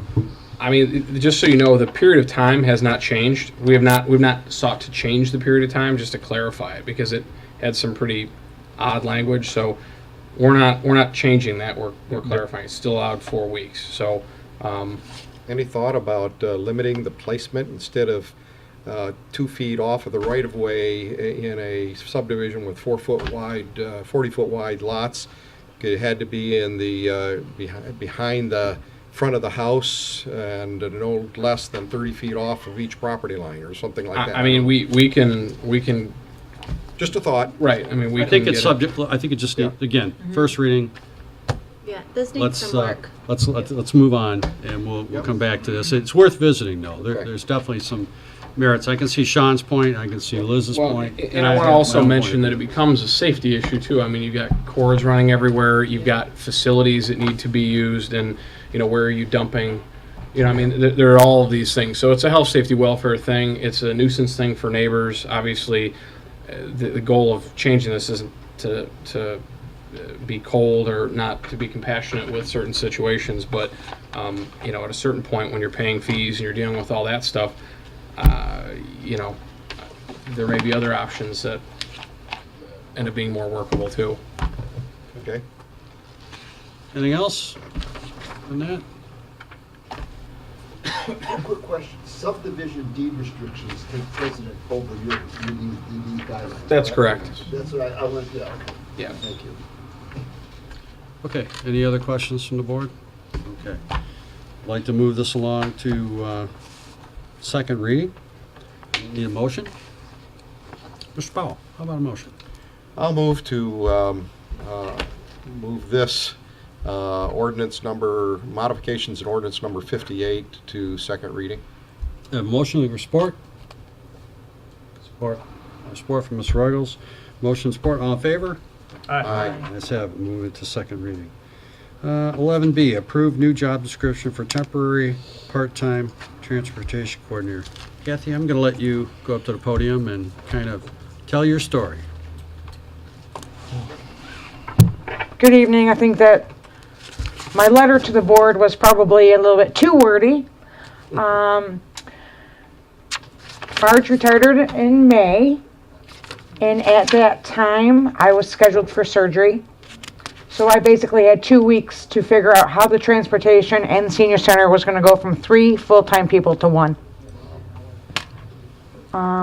which added a lot of stress. So basically, not knowing what the future holds for senior transportation in the area, which will be discussed later under FYI, so I don't want to go into too much detail about meetings that Rick and I have been attending with other communities, but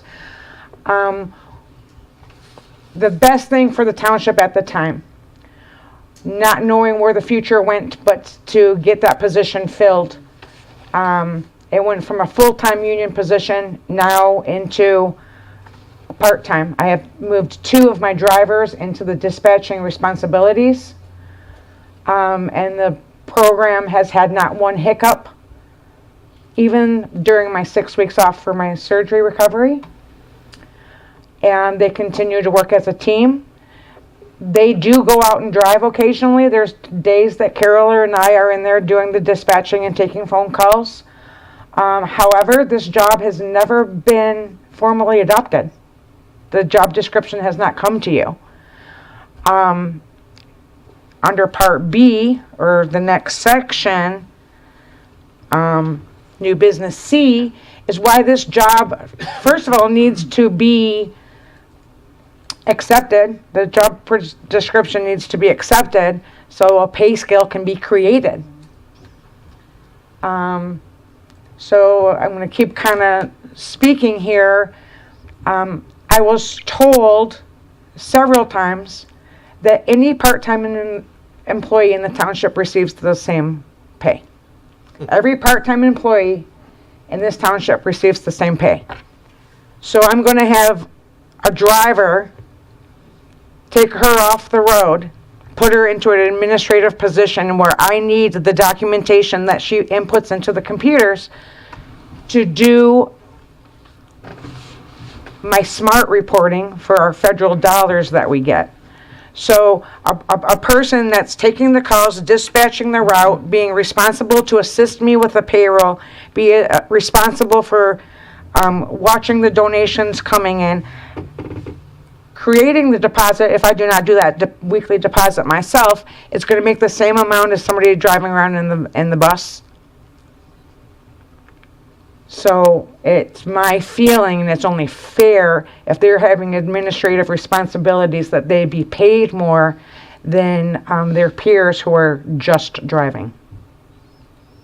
And the move there with not knowing what the ultimate end all is going to be with the transportation, it just does not make sense to bring in another individual who was to replace someone that was full-time at full expense to the township, benefits and all of such in nature.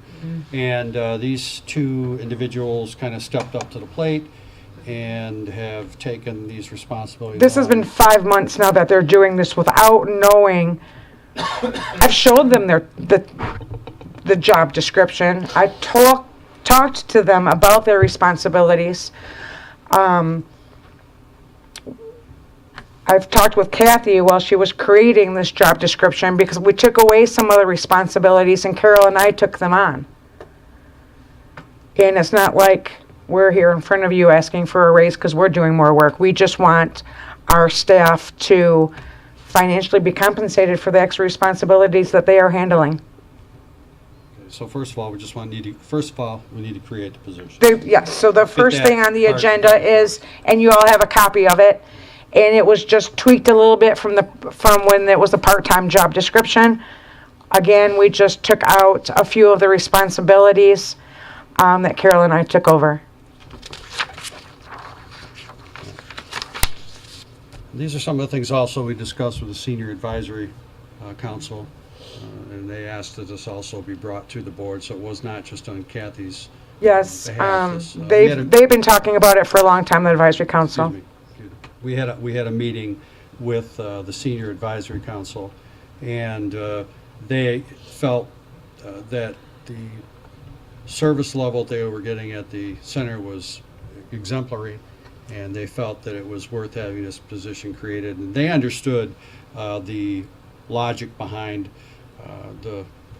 what we'll call the partial replacement of Marge, and the duties seem to be being done now for 5 months, and there hasn't been really any hiccups that I know of. So, other than our buses breaking down, but that's another hiccup.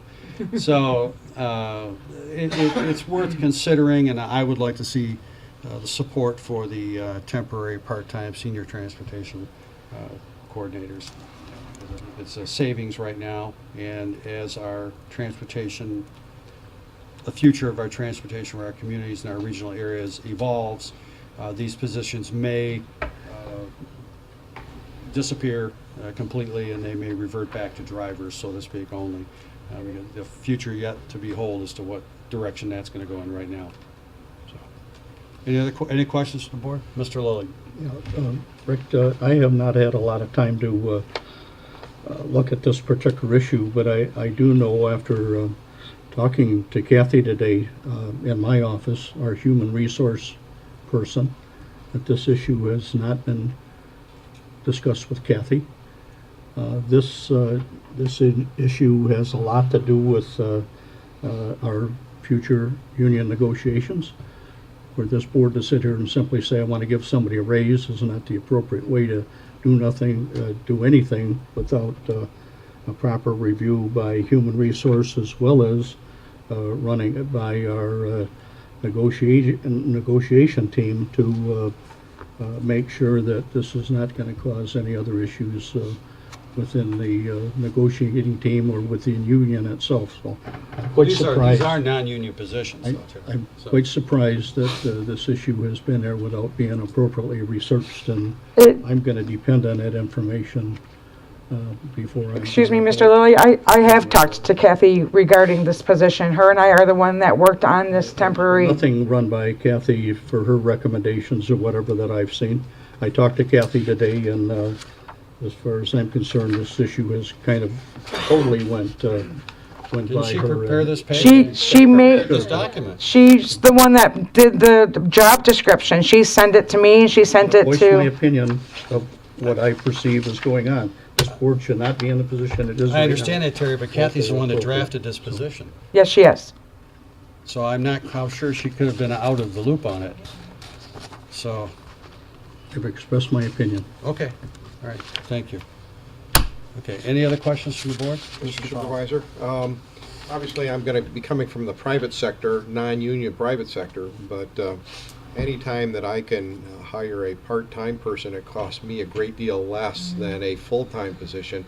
I don't have any of the expenses, none of the health care, none of that stuff. And so I don't have any problem when I offer a part-time position. It's typically more than a full-time position would be. The only concern that I have, and I'm not at all concerned about the union. Part-time, if the union has a problem with part-time, then they need to maybe get a life. But is if the part-time people then want to go union, it's very difficult, like in my office, if I'm paying somebody part-time and I'm paying them more than that position is typically allowed, when they come on full-time, it's very difficult then to give them a pay cut and explain to them, well, that's because it's costing us 50% more to hire you, so your wage has to go down to where it's typically would have been at. And so my question is, if they ever then want to be full-time, they can't, I would not consider them to be able to just slide over into that same pay scale. Yep. Correct. So that's an issue that I would have. But I'm always in favor of part-time positions.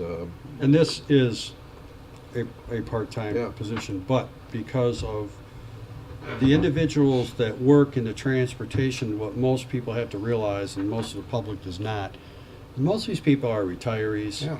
You know, they have their grandkids coming in this weekend, they've got to go do this, they have other things they want to do, they want to take a short vacation. So they specifically fall into this need that we have because we need part-time people, and we might need multiple part-time people. We have multiple drivers. They're all part-time. Yeah. Not a one of them is a full-time. It's not the type of position that I could ever foresee being a full-time position, especially if this is the direction which I believe we should consider, number one. And number two, we're not certain where all the other issues are going with transportation in West Oakland County. So I think this is a good stopgap measure for the time being versus hiring another individual and putting all that expenditure back into at the township's cost. I think it makes a great deal of sense to go this way. And Mike, you and I are right there. I concur with you 100%. It makes more sense to move in that direction. Yes, Mr. Roman. I also totally support part-time for this type of position. So Kathy, do you know what your drivers make now? Hourly? 1503. 1503. Okay. So that is the part-time wage rate for all part-time work. Everybody, I was told in the township, that's part-time makes 1503. Gotcha. So Because when I discussed it with Kathy, when we were discussing it, she goes, they're part-time, they're gonna make 1503. And I said, but they're in the same department as somebody else with different responsibilities making 1503. Okay, so did you have a proposed wage for the... I did not have a proposed wage, because what Kathy shared with me is that she needed further investigating because it was a union position and now it's not. Rick and I have had this discussion. It's just time to move forward with it. It's been 5 months, so I finally brought it to my advisory council to get something going. Okay. So you don't have a wage rate as of yet. So I don't think it makes a whole lot of sense. I don't think we have to do one without the other. Can we just wait till we get the wage rate? We should create the position. Okay, we need to do that. Let's create the position first, and then we'll look at the wage end of it as a separate item. Which is to prepare one, not to, I can't prepare a wage level that's for the township. And again, the first one is to accept the position. The second is to approval to create it. Okay, so because we don't have a wage scale yet, I'm not going to support the job position until I talk to Kathy. And I kind of agree with Terry. I've just got some concerns. I think one of the things that, particularly that the board needs to know, that whether specific job descriptions are part-time or full-time, really the starting salary of a part-time person is the same as the starting salary of a full-time person. The only advantage for the full-time person, he gets the advantage of those increases in pay, which could be 2, 3, or 4 additional increases per year that they're in off as a full-time person. But part-time does not get that. And health care. All of our part-time people get the same wage. Do part-time people get health care? No. No, so that's a benefit, obviously. They get more. Do they get paid vacation time? No. Okay, that's a benefit of a full-time person. Yeah. All those are costly to the township. So there's a huge difference. Yeah, there's a huge difference. Does, in the township, do we give them do we give the part-time people a W-2, or do we consider them contract employees? I believe they're W-2. W-2. W-2. Okay, so we take their taxes out of their pay. Okay. Do we match 401ks? No. They have no Okay, benefits. That's No. another benefit of a full-time. That- So there's a lot of benefit full-time, and so those can be offset by Well, part-time. it depends on the type Yeah. of employee. I think some of Yeah. the on-call firefighters might be getting, Okay, that's a union position. so it all Yeah. depends. Yeah. Okay. I just want to make sure all the i's are dotted and the t's are crossed. Well, I think it would be, I don't see any harm in creating the position. Okay. Because these are two separate items. One is to create the position. We have these folks that are doing this, and I believe that we should acknowledge what they are doing and the service they're providing to the township, and the need of that particular center is met, okay? And I think that we should consider that, and then if we need to do some homework as to what a possible wage could be, and since there is not one to be presented at this time, and we need to create one, that will allow us to look around and see, you know, the regional area, if indeed there are some other positions similar or like this, you know, in some manner that we can look at and see what's out there. I totally support the idea. Mhm. My comfort level isn't where I need it to be yet. Okay. But I appreciate your It's just fine. comment, Rick. Any other comments or questions? Mr. Ruggles? You have a question, Terry. What's your feeling on creating the part-time position? You're I'm not- sorry? What's your take on creating the part-time position? You're not in favor of I this? have no problem with that. I just think it's wrong for everybody to bypass a procedure that we have established in White Lake Township. And by us going different avenues are gonna create problems down the road, particularly when it gets into wages and, you've gotta deal across the board, and, it's not right that somebody should just outright make a recommendation for a position, whether it be the job description or the salary, without providing the appropriate information and prepared properly. For us to start making these job descriptions is totally wrong when we have a department that handles those type of things. So. Thanks. Again, Terry, I'm confused because this was drafted by Kathy. That's the part I don't I understand. think Kathy did draft the job She description with the understanding that the Drafted pay, the original, yes, she did. with the understanding it's a part-time position, so it would fall within the pay scale that's already established for part-time people, and I think that's where the issue is. Correct, which is no problem. Right. I understand that, but I'm just saying we need to create that position. All those i's have been dotted and the t's have been crossed. Right. This has been established, okay, by HR as a position, period. Yeah. All she's asking is to establish the position on this first request, period, nothing more. That's it. There's nothing else being asked on that. As we would have any other department in the township create a position, as it would be the water department, or the planning department, or any other of the departments within the general township. That they would come in and create a position. It would go to Kathy would draft it. It's just a question of where does this fall out from a wage standpoint, but that's not what we're being asked right now to do. We're being asked just to create the position. Okay. So, is there any other questions on it?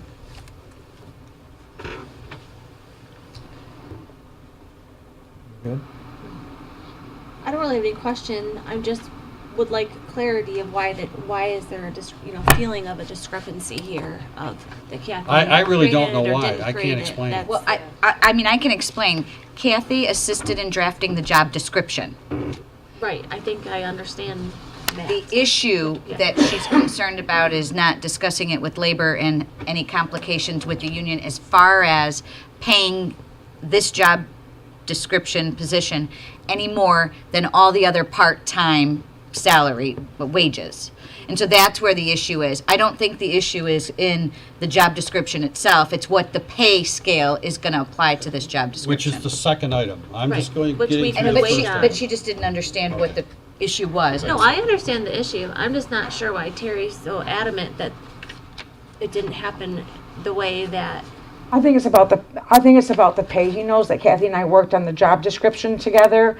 I think it was more about the pay and union, non-union, and nothing being moved forward. So perhaps because it's on the agenda without another further meeting with her is where Mr. Lilly maybe feels I overstepped my bounds, and I apologize for that. It's been 5 months, and I just want my department to have answers. Yeah, I understand where you're coming from. Yeah, my concern is more so union issues as well. And has our labor attorney looked at this and approved this verbiage? Or do they want to add some more verbiage because of the fact that it's a non-union position? So I would just like to become more confident in regard to the legal issues of unions, union, non-union. Does anybody here really think that if we go to the union and say, is it okay if we hire people not part of your union? They're going to say, oh, yeah, by all means, hire as many as you want. They're certainly not going to agree to that. Yeah, I'm not a labor attorney, so. So I think, just my personal opinion, for everybody to feel comfortable, let's take this one step at a time. Let's create the position, let's get a little bit more information, Yeah. and then work on the payment. And that's what I would like to see us do. Making a I'm motion. with you on that. I think we should at least create the position for two reasons. One, we still have a need, okay? We have to fill this need, okay? And I believe we need to create those slots and that these people have been acting in and acknowledge what they are doing and their contribution to the operation of the center. Let's get through the first hurdle, then we can go and investigate the second hurdle. At least know that the positions are created and we're knowing we're going in a positive direction. The rest of it, If we unknown. if we create the position, we know what the wage is. It is what It's is automatic. elsewhere on the township. Yeah. If we change from that, that's where the argument, that's where the disagreement's going to be. And by establishing this, we're not changing anything at all in the township. Not changing anything. Comment? I'll support the position if the motion is made that this job description is reviewed by our labor attorney. Oh, I think that's a great Yeah, idea. absolutely, yeah. I don't have any I think difficulty at it's a all. great idea. Yep. Yeah, no problem whatsoever. Yeah. Ultimately, but again, I have a very high level of confidence in Kathy's HR skills. And when she drafts a document, she is very, very, very, very particular about how things are done.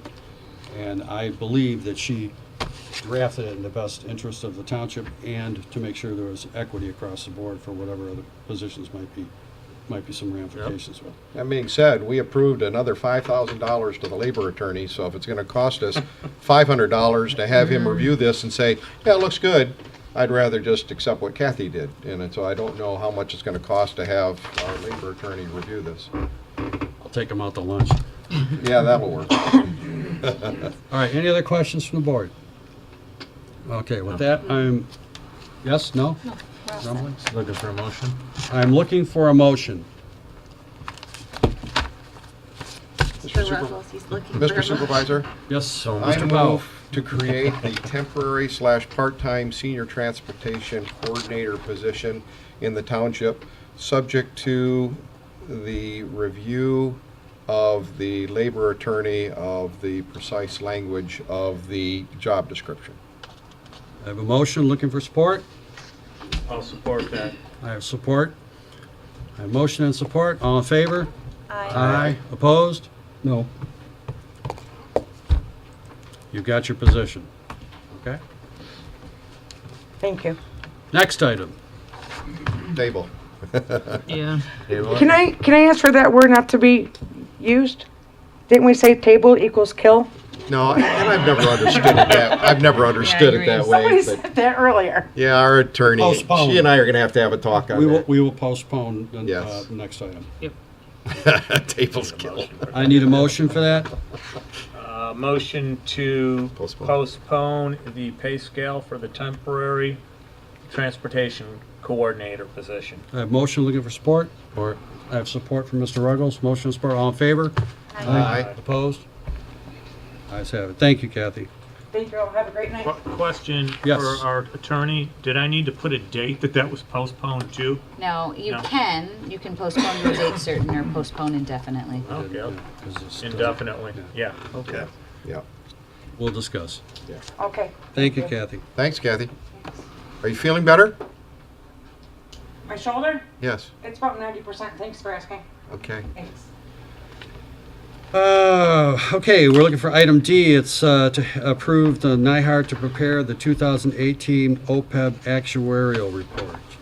As you know, there was some conversation a while back with Elaine about this that you may or may not know, that the government accounting standards, the GASB statement, is changing. It's a constant moving target, and they're going to require that we have a new actuarial report to determine the township's liability for retirees and our health care for financial statements disclosures. They did change these. They've gone into greater depth over the last couple of years. We are now required to have an updated one, and I believe it's good for is it 3 years, Terry? 2 years? I think so, too, yeah. Yeah, 2 years. It's 2 years. And multiple quotes were put out, and I think 5 or 6, something to that order, and only one firm got back to us to actually do the work, period. So it's not like we have a lot of choices here. And our Plant Moran was extremely comfortable, though, with this particular group. And they feel they can work through them with, good cooperation and be able to achieve that goal. And it's approximately 15,000. Might vary slightly based on our census data.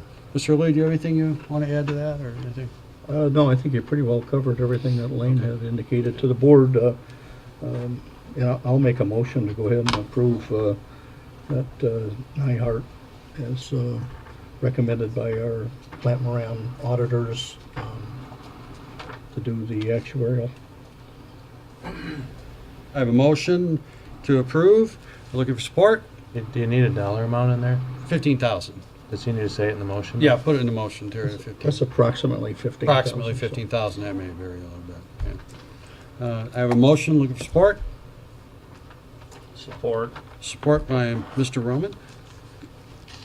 Oh, I just wanted to make a quick comment. Yes. That this whole requirement by GASB is a total waste of money. It's ridiculous. And anyone out there listening, call your elected officials and tell them. Not us. $15,000 we're spending. We're already managing our OPEB. We've done a great job as a township. We've been putting money away. This whole actuarial valuation, in my opinion, is ridiculous. We're being penalized for being efficient at what we're doing. Exactly right. And it's costing every one of you out there, the township, $15,000 of money that could be spent elsewhere in the township, and not by the choice of this township. Mr. Supervisor? Yes, sir. How does this dovetail into MERS? Because I know when we first, when we've been paying MERS for our retirees and our legacy costs and healthcare and whatever MERS covers, every time there was a rate increase, they blamed it on their actual actuarials, and so we're paying a company to do this for the money we're paying them, and now we're being asked to do that on top of what they're doing for us as well. So I don't understand how MERS dovetails with what These are this just, is. they're just, I cannot explain it in its entirety, but I would just tell you they are requirements. MERS is a money manager. That's Okay. what they do. And what is this actuarial going to tell us? This is going to tell us where we stand as compared to what the state requirements are. But it's still, it's a guesstimate. That's all it is. That's all they're doing, a roll of the dice. 16 people live, 3 died in the first 5 years, 6 months, 7 days, 4 hours, and 22 minutes. The sad part about White Lake Township is we have a plan. We've been following our plan.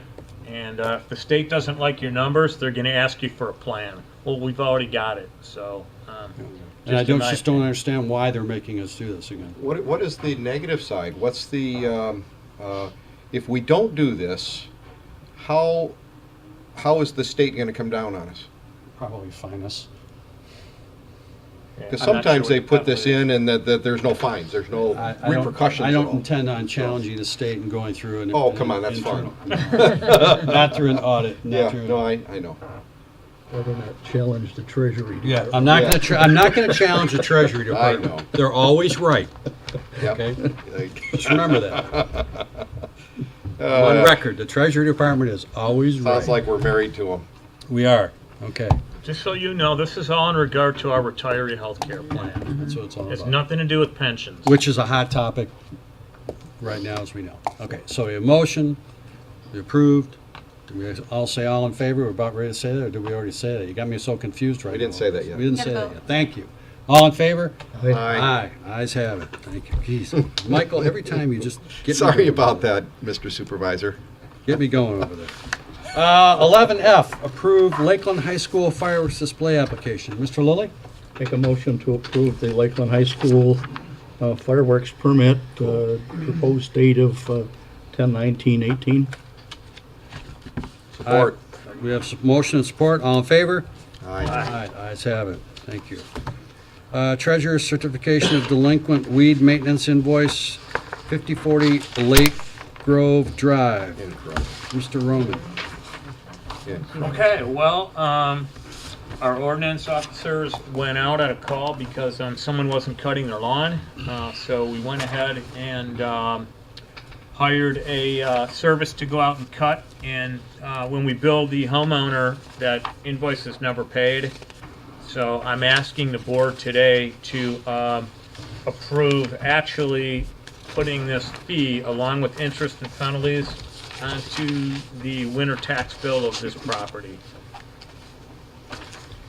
Okay, what was the amount?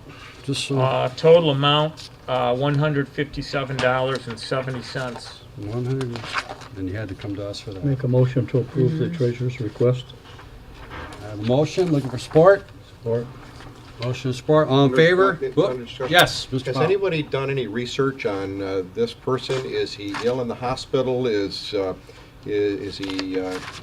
Is there something wrong? Have we reached out to him to find out where he stands on a personal basis? I have not. I can tell you, I looked at the tax history and I've seen a pattern of delinquencies. As far as the homeowner themselves, I think Jason, maybe you can comment. I've had numerous violations at this residence. I don't know if they still live there. The last interaction that I had with them was pretty contentious, so I don't make it a habit to go up to their door any longer. Yeah. But my history with them has been one that they do not want to comply with township ordinances. It's attitude more than ability.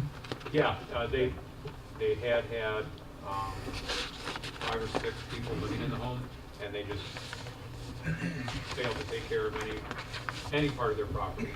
Okay. So I don't even know if they're living there any longer, to be honest with you. They went back to the bank. Thank you. Okay. Well, perhaps we can amend that motion that if they can demonstrate a legitimate illness or disability. Because if you haven't made personal contact with the person in quite some time, if there's a legitimate reason why they can't upkeep. But they have that ability if it Yep. goes to the taxes as well. So Our ordinance requires me to do this. Yeah. I don't Yeah. have a choice, you guys. Okay. Okay. Motion support? Yep, we have a motion. We have motion and support. Yeah. Okay, motion was Mike. I'm sorry. Support You was over supported there. it. All right. It's getting late. Yeah, it is. And all in favor? Aye. Aye. Ayes have it. Thank you. Okay. It's getting late and I still have to go on. Okay. Yeah. This is going to be item We created another item here. 11I. Thank you. 11I. What happened to H? 11H. 11H. Oh, I'm sorry. all right. Yeah. All right. Sorry. Thank you. Anyway. Well, there's H and I, IJK. It was put there so we could take a motion, or we could take action on it, right? Is that why it was Yes. moved? Yeah. Well, I'd like to take action on it. Okay. 11H, I brought before you. You will see that I had recently had some conversation with a variety of local township supervisors and officials regarding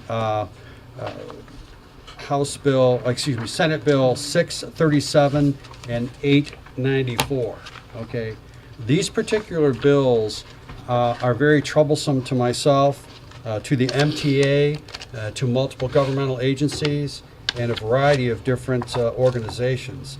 And we're concerned about it because it directly, it's another part of the state coming in and eliminating our ability to control what little we can regarding anything that goes in our right-of-ways as far as utilities and all the other things in its nature.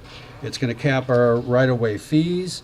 It'll limit the ability for our city's aesthetic jurisdiction. You know, they can, according to this, if they wanted to, with these mini small cell sites now, they could literally take and hang a 32 cubic foot unit anywhere they just decide to do it. It could be right outside your bedroom window, and they could do it. Now, do you know how big a 32 cubic foot unit is? It's bigger than your refrigerator generally at your house, okay? And that thing will just be humming away, doing its thing. And we will lose our ability as communities throughout the state of Michigan to have the ability to review these types of things that'll come in and protect our residents. And I don't think it's fair. I think they're not allowing us to do our job. And I think that the state is taking away another responsibility that should be left to the local government, because these type of actions will have an impact and could have an adverse impact on our community as well as our quality of life and our property values. So it's very important that you voice to your legislator that SB 637 and 894, Senate Bills 637 and 894, that they vote no, because it will have some adverse effects on us in the long run. There's too many dealings that go on there in Lansing at times, as we all know, where a bill goes in one way and comes out another. But I firmly believe that we need to have a group like the MTA looking at this as they are, and when they feel favorable that it would work in our best interest, I would be more inclined to look at it, because they are truly looking out for all the townships' interests and the municipalities throughout the state of Michigan. So I came to Mr. Lilly today with this information rather late, but it kind of came to me a little bit late. I would like to pass a resolution, but Mr. Lilly will kind of tell us the format that he would like to do this in.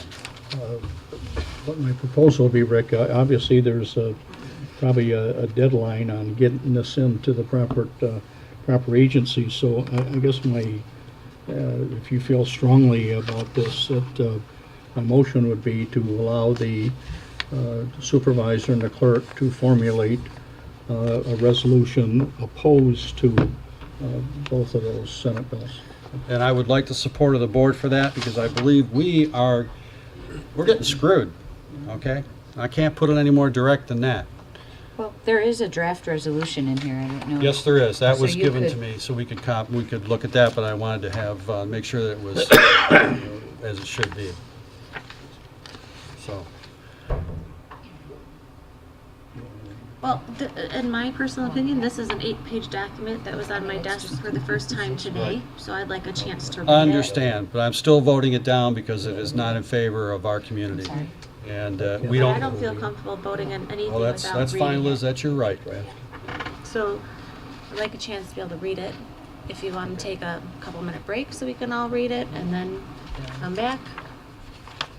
This removes or eliminates all of our cable income as well? It has the potential. It has started a slippery slope in other states, and I will tell you that it has resulted in ultimately the loss of some funds. We could potentially lose our PEG fees, and they potentially could be charged back to us, and we could also potentially be in jeopardy of losing our communication funds ultimately, as you read into this in its entirety. Ladies and gentlemen, that equates to 11.2% of the township's general budget. That's to the tune of 537,000 and some change. If this money is taken away from us and other communities, West Bloomfield is going to lose approximately, I think, $2.5 million, I think, approximately. And this is a huge impact. I would have to verify that number for that, but it's somewhere in that range of the 2 million plus mark. And this is going to have real adverse effects. I will tell you, I was with a group of supervisors that was very, very concerned about this having a detrimental impact on us long term. Yeah, I certainly understand that, and I'm in favor of giving you guys the authority to vote no, but the numbers you threw out there are probably over a 50-year period. No, they're not. In 2017, we generated $526,857 in fees. Maybe all the townships together, but this township did not. It's right there. Okay, let me ask our treasurer. Has this township received $500,000 in fees due to the telecommunication cable TV telecommunication AT&T industry? No, it's probably real close to $500,000 a year. And cable fees are significant. I've done my homework, Michael. This is White Lake Township's analysis, right? Yes, sir. But I don't remember seeing that line item in our 2019 budget. Got to pay for that yacht somehow. Yeah. Okay. Yeah, they're significant. Okay. So I need to look into that budget a little bit better because I didn't see that revenue stream. Should be cable fees in there. So it's Cable fees are big. Yeah, cable fees are big. So it's definitely something that was funny. Of course, that was funny. But I don't even have a yacht. I own a canoe. But it's just something that it's just. And the worst part about it is that I believe they're gonna attempt to pass it in the lame duck session. Mm-hmm. That's what their big push is, and that really bothers me. So, Pete, you have a question. What is, you said 32. What is the device? Is this some sort of electronic device now that's going to take the place for cell towers and all that? I can't get into the technical end of it. I'm not the right guy. Okay. All I was told is that the small cell industry is going to make a big difference in how things are done, and they're probably one of the premier pushers behind this, because where they would have to come into any community, city, whatever, and pay a certain amount of money to be in that area, and also to have plans reviewed and things of this nature. It is shortening all the timelines, all the requirements. It is tying the hands of local communities very tightly in their ability to protect the public, whether it's aesthetics or whether it's, other things. So who collects the fees then, the state or the township? If this goes through, nobody. Nobody. So states don't get any revenue? I have no idea at this point, but the bottom line is, from what I can see in the examples of the other 21 states that has passed through, the states haven't really gained any real revenue stream from it. And you think you're going to get a nice warm, fuzzy letter from your cable company telling you that they saved $500,000 and they're going to reduce your rate next year? I understand why the state is doing this then. If they're getting no benefit and they're taking away, I guess I don't get it. Well, because there's something going on that is unbeknown to us, okay? And we'll just leave it at that. I have one thing. Yes, sir. So this sounds like basically an extension of the Metro Act, which already severely limits the township's authority to limit or even regulate what's in our road right-of-ways as far as telecommunication goes. Recently, we've been in contact with some cellular companies looking at co-locating equipment on the water towers. Now, I've been in contact with most of our neighboring communities that have these types of contracts in place, so that I could get a hold of their contracts with these cellular companies, just so that we could understand, how our neighbors have structured their contracts and what kind of revenue sources they were able to gain from that, just for I guess evaluation purposes, to identify what the value of that space is.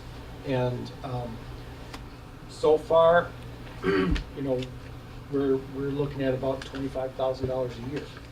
That's based on the water. I don't know where this, how this may affect that, but just wanted to point out that, you know, if it in any way does affect it, that I'm strongly against it. Thank you. Yes, Mr. Roman. I'll make a motion to allow the supervisor and clerk to formulate a resolution in opposition to Senate Bills 637 and 894. There you go. Motion looking for I'd like support? to support my motion. Mike? Yeah. Did you make the motion, Terry? Yes, I did. I Terry did. apologize. I will support That's a it. support. That's all right. We just started going off on a tangent. Motion, support, all in favor? Aye. Opposed? I'm gonna oppose solely because I just don't agree with it. We don't have the chance to read this.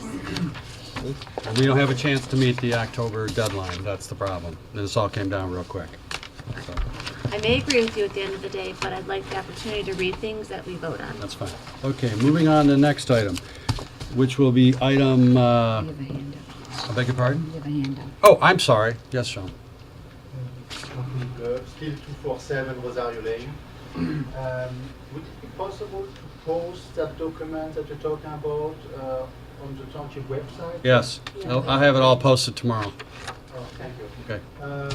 Also, if you're saying there could be more decoration on trees and then poles and stuff like that. This has got nothing to do with that, so you're not even, I just want to make a point of humor that each time my parents come to visit me, my father tells me that when he sees all these electric poles, it reminds me of his youth in the 50s at what France looked like. So I agree with your point that we don't want to make it any worse, but I need more stuff hanging on big things on poles. right. It's not helpful. Thank you. Appreciate that. Did you want a copy? You want to? You can have my copy if you'd like. Yeah, we've got, I can give you a copy, we can give you one of the copies right now. We're all set there? Okay, yep, we'll start on that. Thank you, Terry. Okay, next item, was started out as an FYI, but now we're gonna move, we moved it up to an actual item. It'll be item I.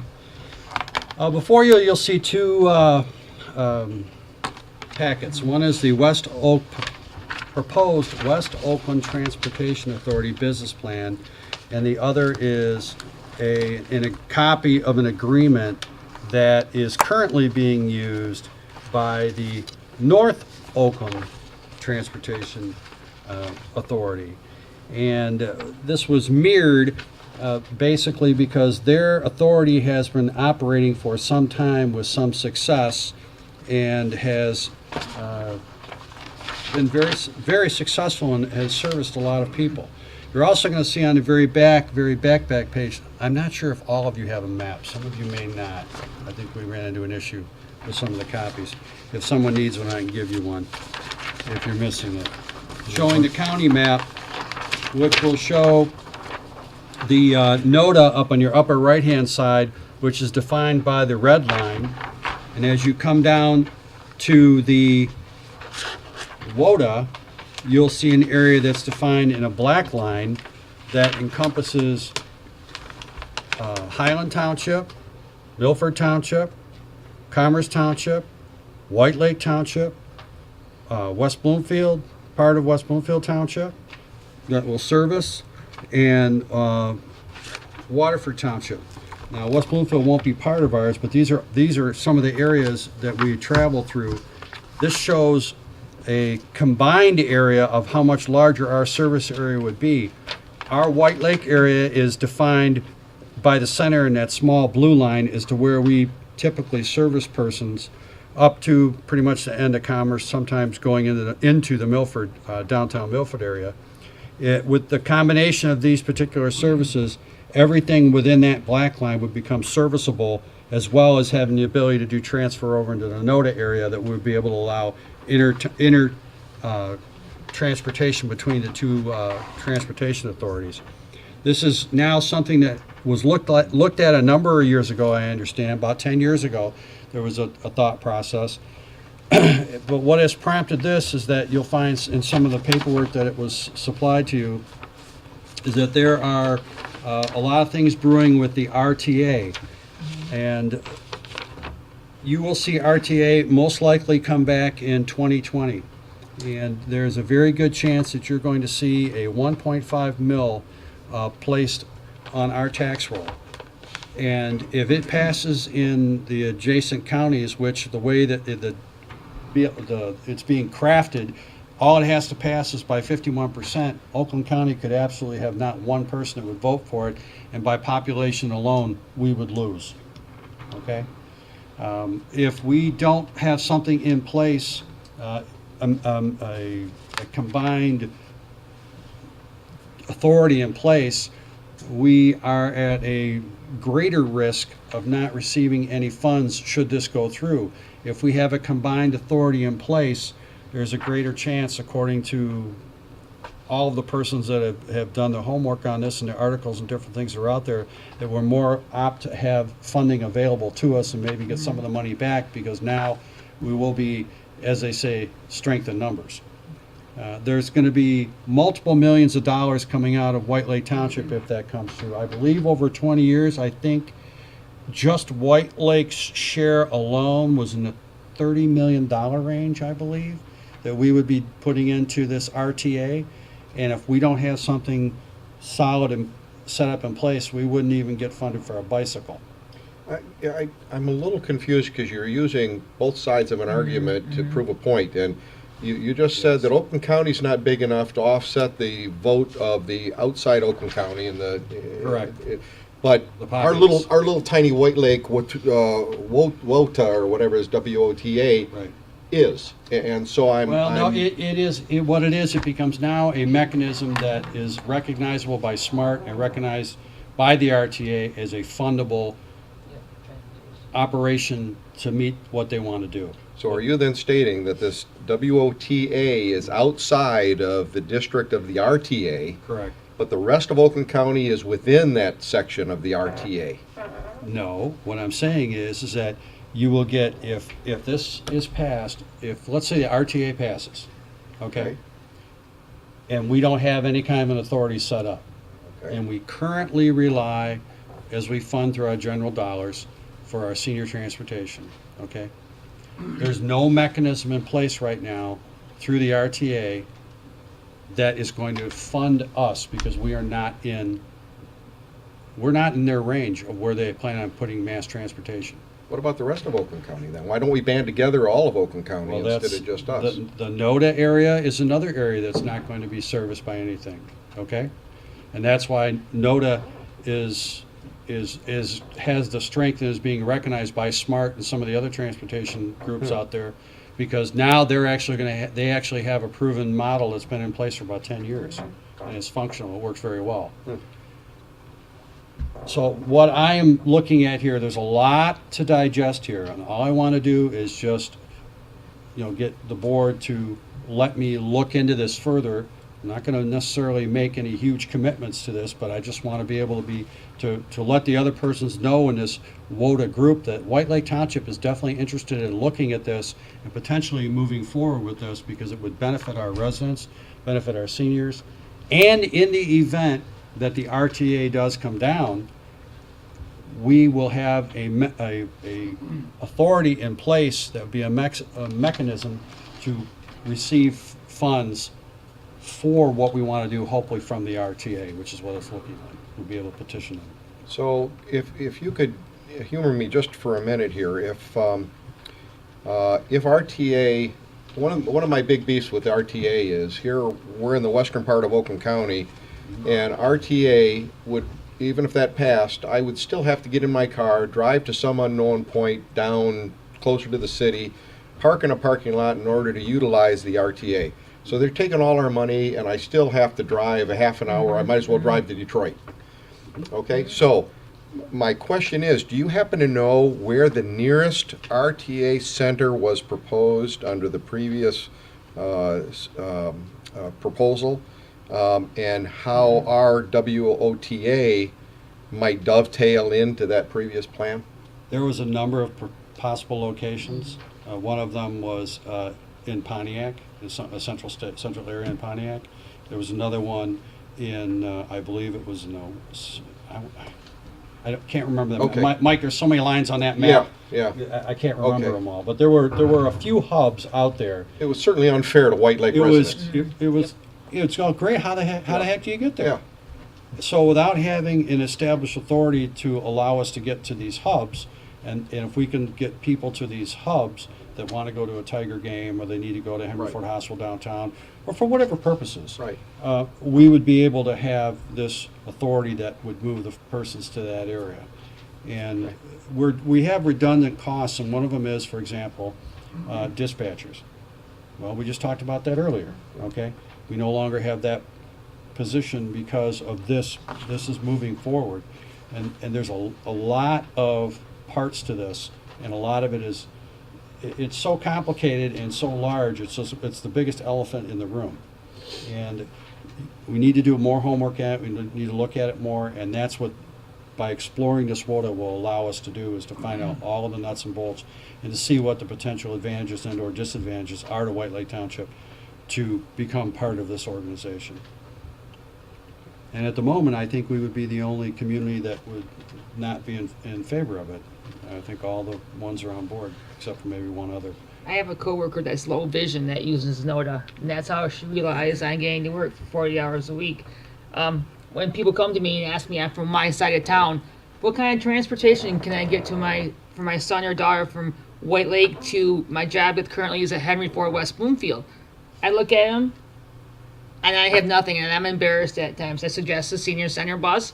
That's not necessarily an option, and I do realize this is not going to be in fruition tomorrow, but this is a start for people in my full-time job to get from point A to point B for full-time employment. We have a need for it in Yep, our community. every There's no bit. question about it. Mhm. And it's just one of the things that I think that we need to be prepared in case this RTA comes down, to have an option available to our community. There's no one jumping on a bus and writing big checks or doing anything right now, but we need to explore it, and I'd like to show an interest in becoming part of this and explore all these options and work it out and see what there is and come back to the board with reports, or invite any board member that wants to, know what's going on with it, to see what it's all about. So what are you asking the board for tonight? I'm asking the board for an approval to allow me, for us to show an interest. Show an interest and not commit to anything yet, but show an interest. Well, to show. You want to read it? Is that what the other communities Well, have done? somebody Sean? can I'll make a just motion and I'll- Make a motion. I'll make a motion to express support to investigate the possible formation of the West Oakland Transportation Authority, with the supervisor acting as the township's designated representative. Support that. Motion, I have support. Thank you, Liz. All in favor? Aye. Opposed? Thank you. I will keep you as abreast of this as possible, and the next meeting is up. If you would like to attend it, I would urge you to do so. I would like to attend that. Okay. Thank you. So, thank you.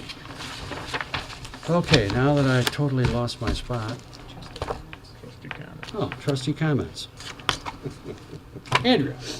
I'd like to thank the supervisor for looking out for the township dollars and getting the county to defer the road work near the library that would not fit well into our future road plans, and not have to do it twice.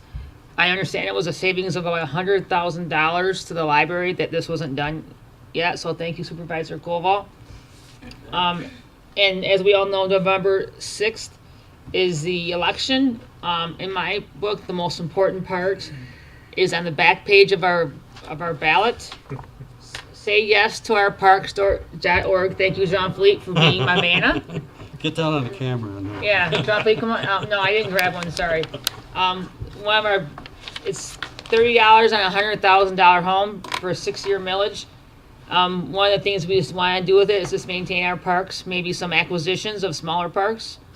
But this is a very needed thing that a small group of us, like 5 or 6, have been working on every Wednesday. So if anyone needs a sign, I still have a few left, but we would love to see you guys vote yes on parks on November 6th.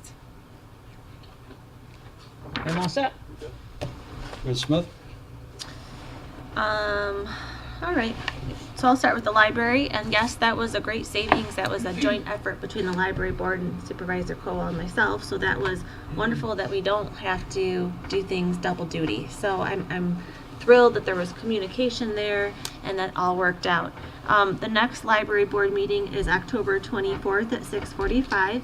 They have their annual budget meeting prior to. It starts at 6 p.m. if anyone is interested. At Fisk Farm on October 20th, there's the annual Trunk and Treat for the Historical Society put on by I think it's jointly put on by Parks and Rec. Yeah, we're getting it together. I just want to talk about the millage. There'll be a movie afterwards at the Trunk and Treat put on by Parks and Rec. It's this week, right? And then, of course, voting on November 7th is so incredibly important, and I'd like to encourage all of you to be an educated voter. And there's plenty of ways to get educated about it. If you have questions, there's so many resources, so please make sure that you are an educated and informed voter. There is a community breakfast, I believe it's the 4th annual, on November 8th, and that's hosted at Independence Village. The tree lighting is December 7th, which I mentioned last meeting, and we always need volunteers for the day of to set up and that evening. If anyone's interested, they can contact me, and I believe there'll be links to both of those events on our township website coming up soon. And then lastly, obviously, we're all wearing pink for Breast Cancer Awareness Month, which is so important. And you didn't get the memo, Scott.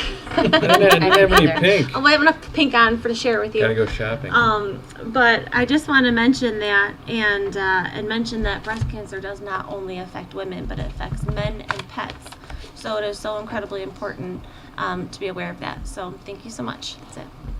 Thank you. Mr. Royals.